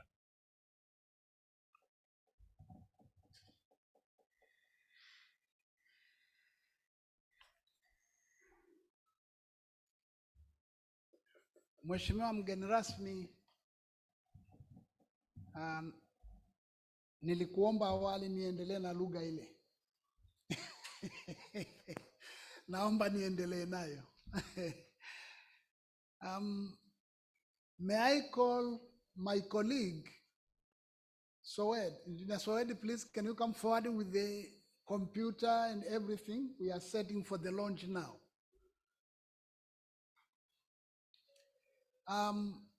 Chief guest,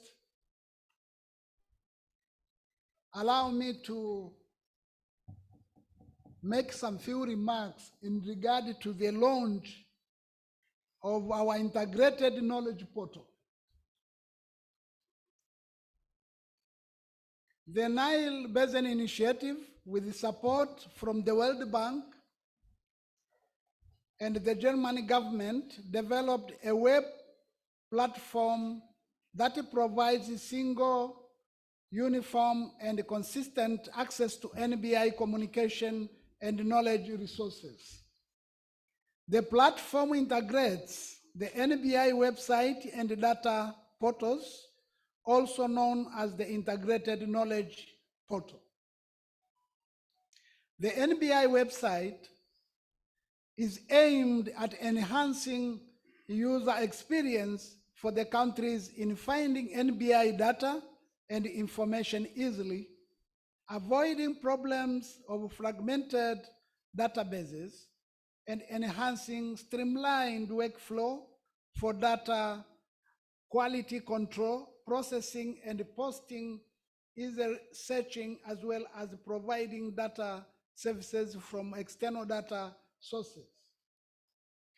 So hapa, Mheshimiwa mgeni rasmi, nchi za bonde la mto Nile, masuala ya takwimu na taarifa sahihi imekuwa ni matatizo makubwa.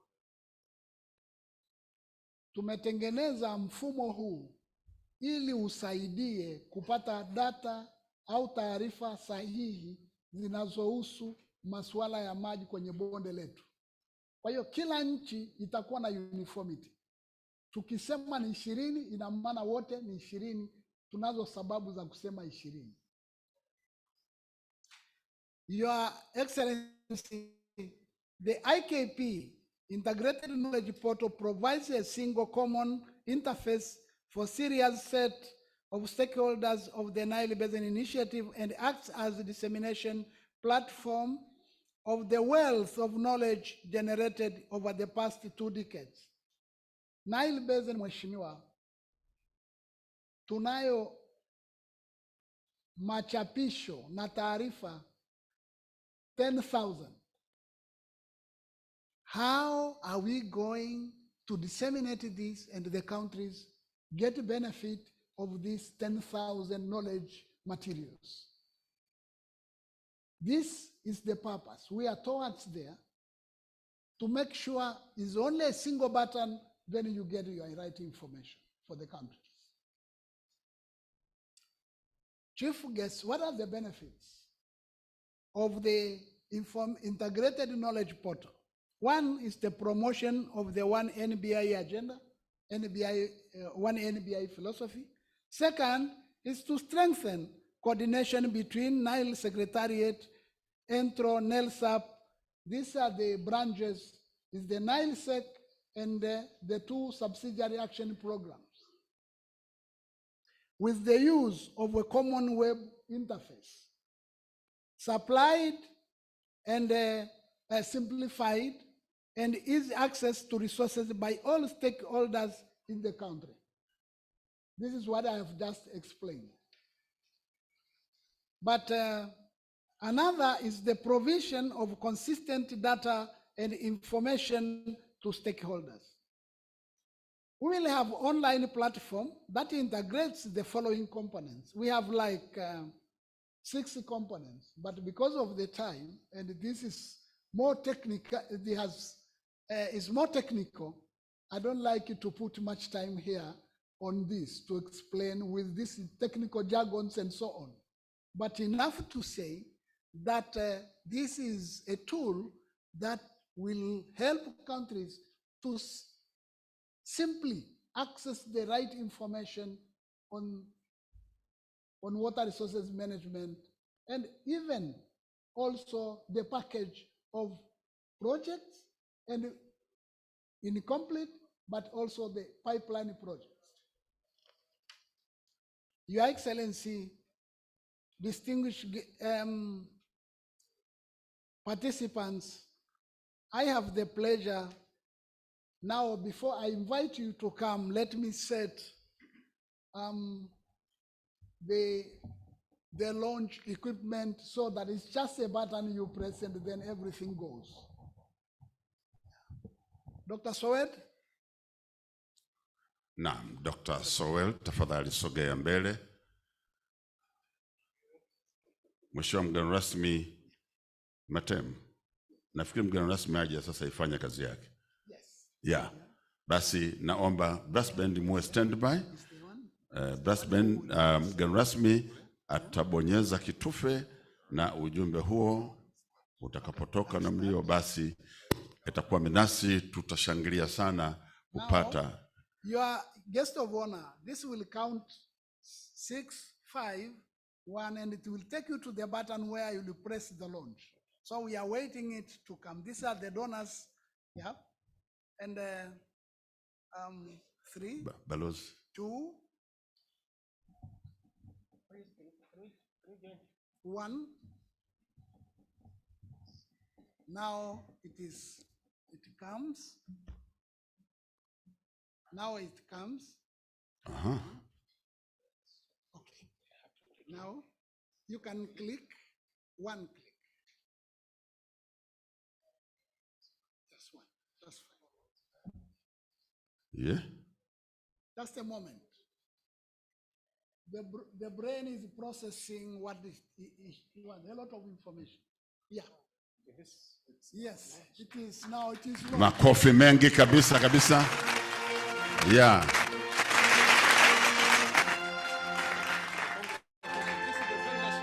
Over 70% of the Nile basin.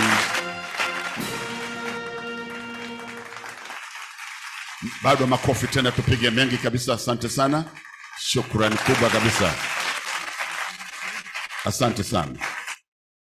Mheshimiwa mgeni rasmi, tunaomba pia sasa utoe zawadi. Nikuombe tena Engineer Matemu useme maelezo mafupi, alafu atoe zawadi kwa walengwa. Na zawadi ambazo zinatakiwa zitolewe hapa.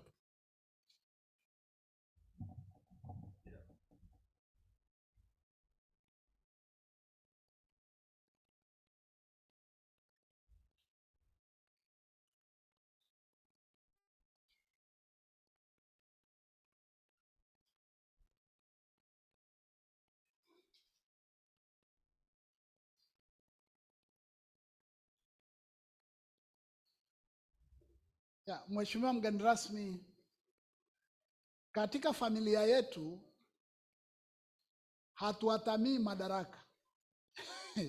Tumepangana. Naomba nimuite Regional Coordinator of NELSAP aje hapa. Itatolewa zawadi kwa mwenyekiti wa Nile-COM anayemaliza muda wake ambaye ni DRC. Ile zawadi, the award for the outgoing Nile-COM chair, please. Can you bring those who have that one? Hebu zawadi hiyo iletwe tafadhali. Bring it quickly, please. Jitahidi. Inakuja. We are trying to manage time, so let's prepare ourselves. Naomba mlete hiyo zawadi And tafadhali. also the second one will be the Nile Secretariat. We are going to handle award to the outgoing Nile-COM chair. So we will start. Ya, naomba sasa aletewe mgeni rasmi ili yule anayemaliza muda wake kutoka Kongo aje apate. Na ameshasogea tu. Hebu tujitahidi hapo tafadhali.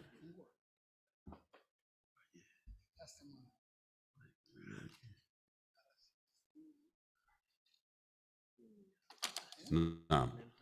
Matemu yuko makini, alikuwa nakagua kwanza.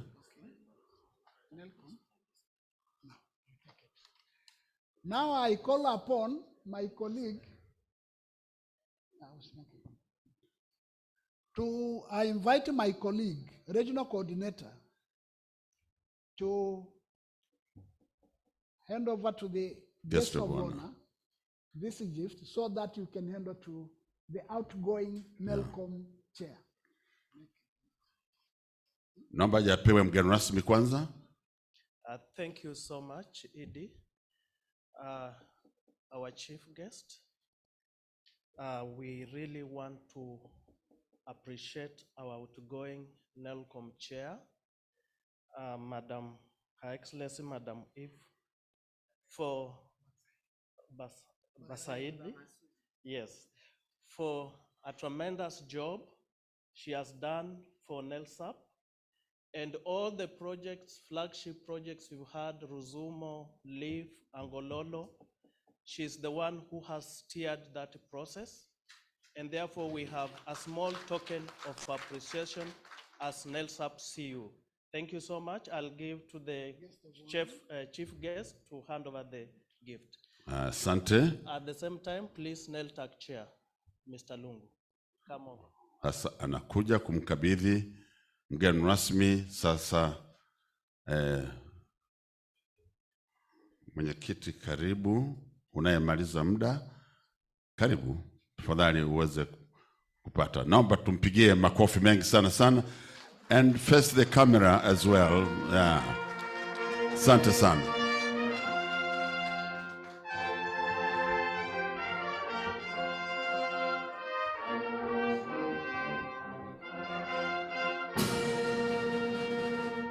Naam, asante Mheshimiwa Eve.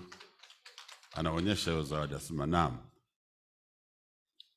Thank you. At the same time, we also have a small token of appreciation to our outgoing Nile-TAC chair, Mr. Lungu. Mr. Lungu.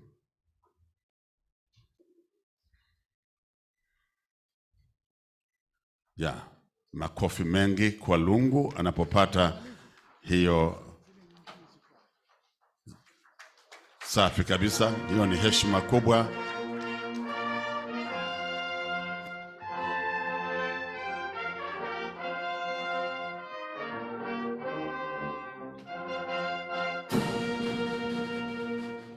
Nile-COM, please, can you bring the gifts forward? Zawadi inayofuata wako wapi? Fanya haraka kidogo. Naam. Naona inakuja kule.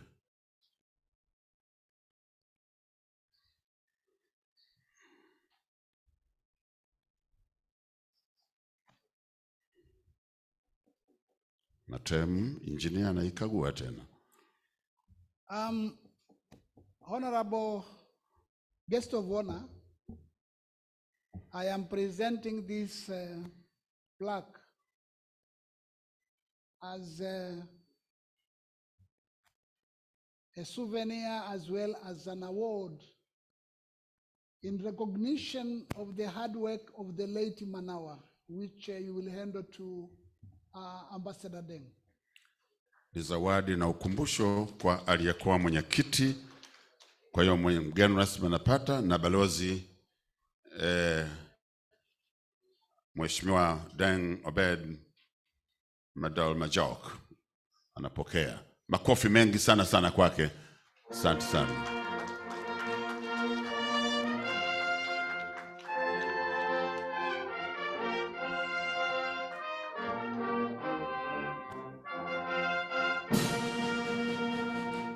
Number tukae for that. Another one is... there's another one. Yes.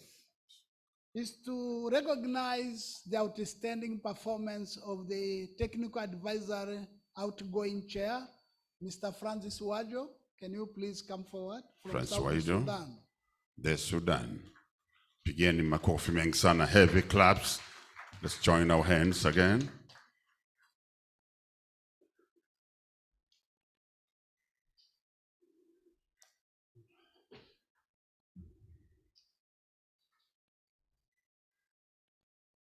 Anaonyesha makofi mengi, heshima kubwa kabisa kabisa.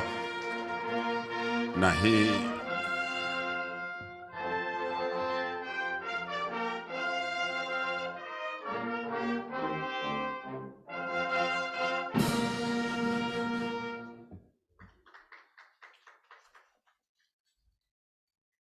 basi, baada ya zawadi hizi mshunga rasmi, Honorable Chief Guest, what does this mean? It means it is an exchange of leadership. We want the public and the participants to witness. And this signifies that the step during the governance, automatically we are going for the change of governance. Thank you very much, Chief Guest, for your time and give us morality and such much respect for our institution. Thank you very much. Ya, asante sana, makofi mengi tena. Mgeni rasmi na kushukuru, naomba ukae. Mheshimiwa mgeni rasmi, kwa dakika 3 tunaomba upate burudani, na hasa wageni wetu tuwape burudani kidogo kabla tujapiga picha za ukumbusho. Naomba mniletee hawa vijana na waje kwangu huku kwenye nafasi iliyo ya kutosha. Wapiga picha, tafuteni vizuri engo, muachie nafasi hawa vijana.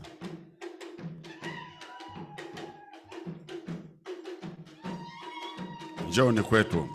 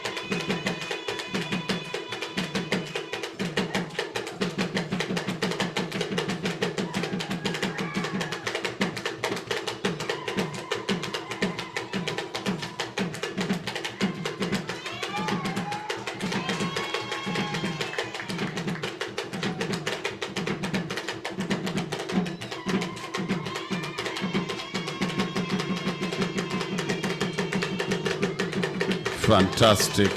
Watch away. Unbelievable. Makofi mengi kabisa kabisa.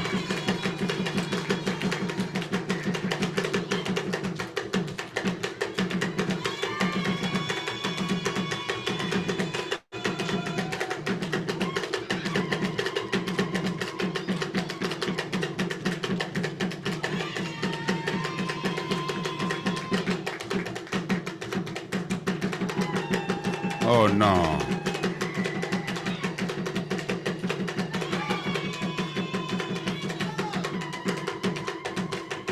Makofi mengi sana sana. Thank you very much. That was first one. Second round. It's more heavier than the first one. Watcha.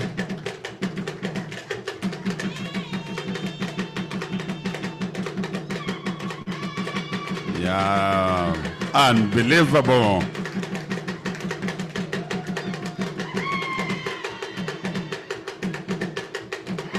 Asante. Makofi mengi kabisa kabisa. Ya mwisho sasa. Mungu wangu. Haiwezekani. No.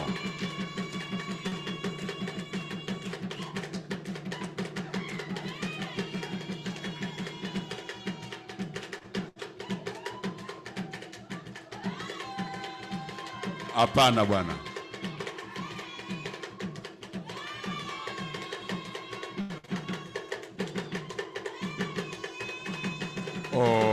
Oh, makofi mengi kabisa kabisa.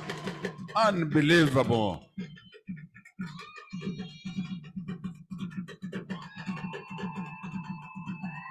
No, asante. Jamani, makofi mengi sana sana. Huyo ndio msichana wa Nne Stars. Asanteni sana. Nne Stars. Na nafikiri sasa mtakuwa 5 Stars. Mheshimiwa mgeni rasmi, sasa naomba tupate picha za ukumbusho kama ifuatavyo. Now we'll have some group photos. Whatever group or call, you will stand behind the guest of honor and the rest of the VIPs here. The Council of Ministers and Chair of the Parliamentary Committee, come kindly, all the council members of the Nile Basin Initiative. Karibuni sana. Mawaziri wote tafadhali. The front line. This is the first picture. Mwenyekiti wa kamati ya kudumu ya bunge, uwajoini wenzako hapa tafadhali. Na manaibu waziri ambao mko hapa. Waziri wa nishati, mambo ya nje, naomba tupige picha. Just stand behind the guest of honor, please.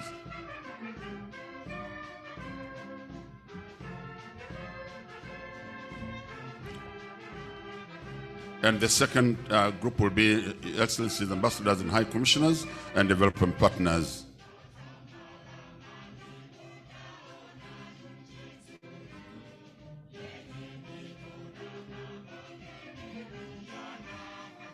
Yeah, face the camera and give a smile. And they say if you smile, you add value to a face. Thank you.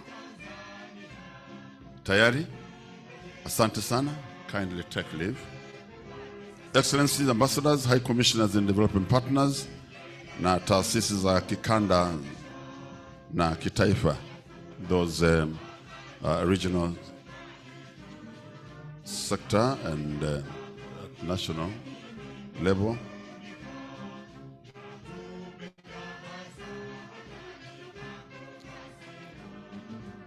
Taasisi za kikanda na kitaifa.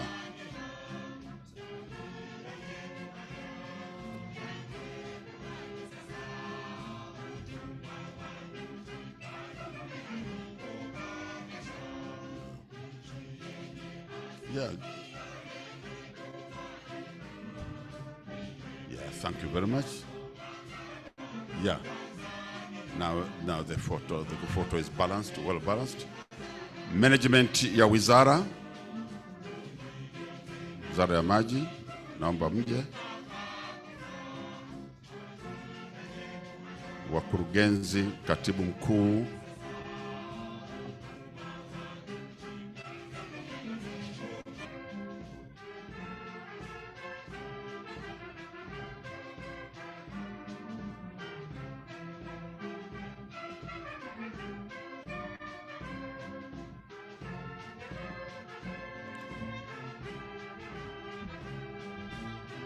karibuni.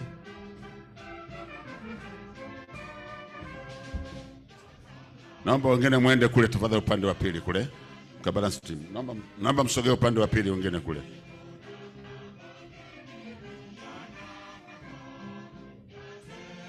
Wakuu wa taasisi wizara za maji, naomba mje hapa pembeni tafadhali. Wakuu wa taasisi wizara za maji, wakuu wa taasisi RUWASA, DAWASA, wote naomba mje hapa tafadhali. Wakuu wa taasisi, sogeni huko.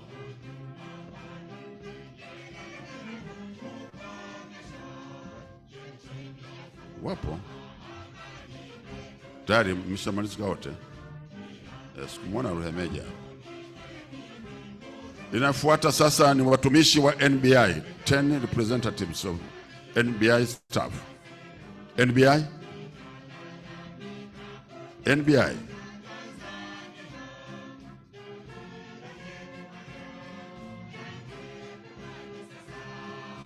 And the last one will be the heads of NBI and senior management team.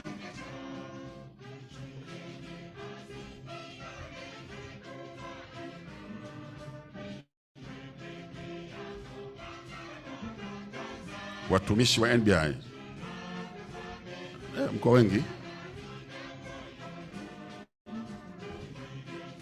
Naomba wengine mwende kule. Ya, kule tayari.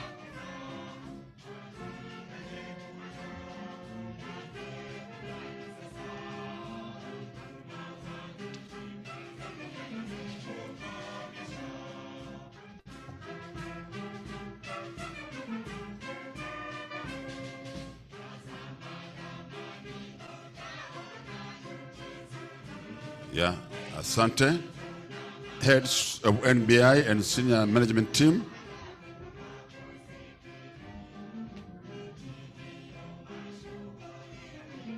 Wapo. Nile-TAC.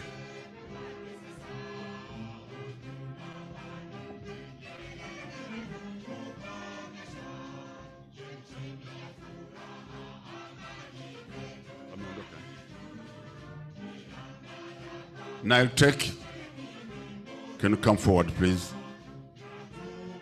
Thank you very much. Tokeeni upande ule wa pili. Karibuni. Nile-TAC. Nile and Entro.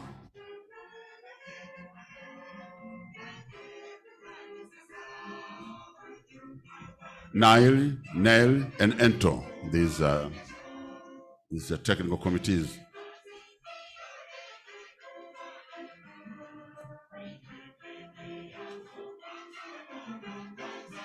Organizing committee will be the last group photo. And after there, I will announce, I'll give a few announcements, and then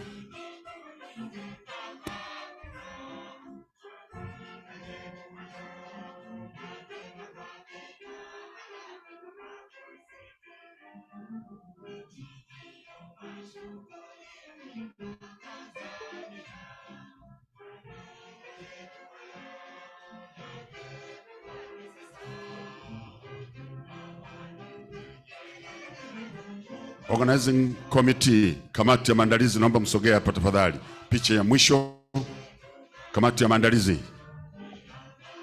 Kamati ya maandalizi. Kamati ya maandalizi, naomba mje tafadhali. Na nafikiri na hii mgeni rasmi, na mimi naomba kwa ruhusa yako na mimi nipate ukumbusho hapo.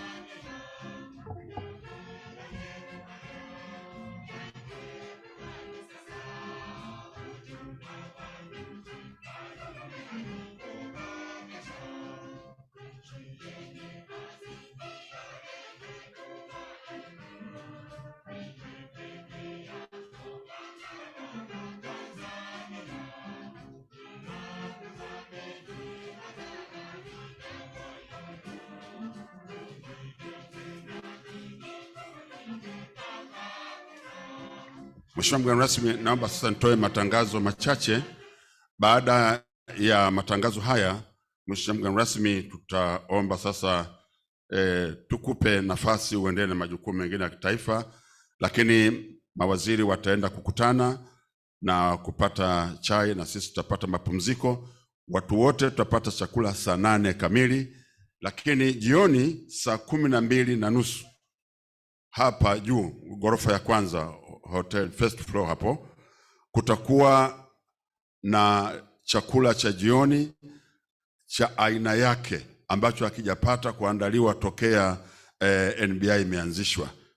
Kwa hiyo waheshimiwa mawaziri wote mnaalikwa, mabalozi, wadau wa maendeleo, bunge kwa maana ya ile kamati yetu, management ya wizara, watumishi wote wa bonde la mto Nile, wageni waalikwa wote, taasisi za wizara, mnaalikwa kushiriki bila kukosa saa 12:30 hapa hapa hotelini, hapo ghorofa ya kwanza.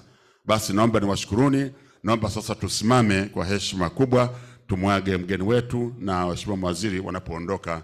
Can we all stand again? Can we rise from our seats, please? Yeah, the guest of honor now is leaving. Let's give him happy claps again. As we say, tutaonana tena. Tunakuhusu endelee na shughuli mbalimbali. Anawaaga viongozi mbalimbali, waheshimiwa mawaziri ambao wako hapa na wale wanaowakilisha nchi zao. Misri, anakwenda Ethiopia, Kenya anakuja hapo, Rwanda, namaliza kabisa wote, Sudani, Uganda. Asante sana. So the ministers, the council ministers can now join your host as they leave this hall, where you'll be going to the same room where you were for more consultations and your afternoon session. But the rest of us, let's have a break until 2, where we'll be having a luncheon at the lobby. Thank you very much for your kind attention, and thank you very much for your excellent cooperation that you have given me and making my job more easier. Asanteni sana. Mungu awabariki, and may God bless you. Thank you.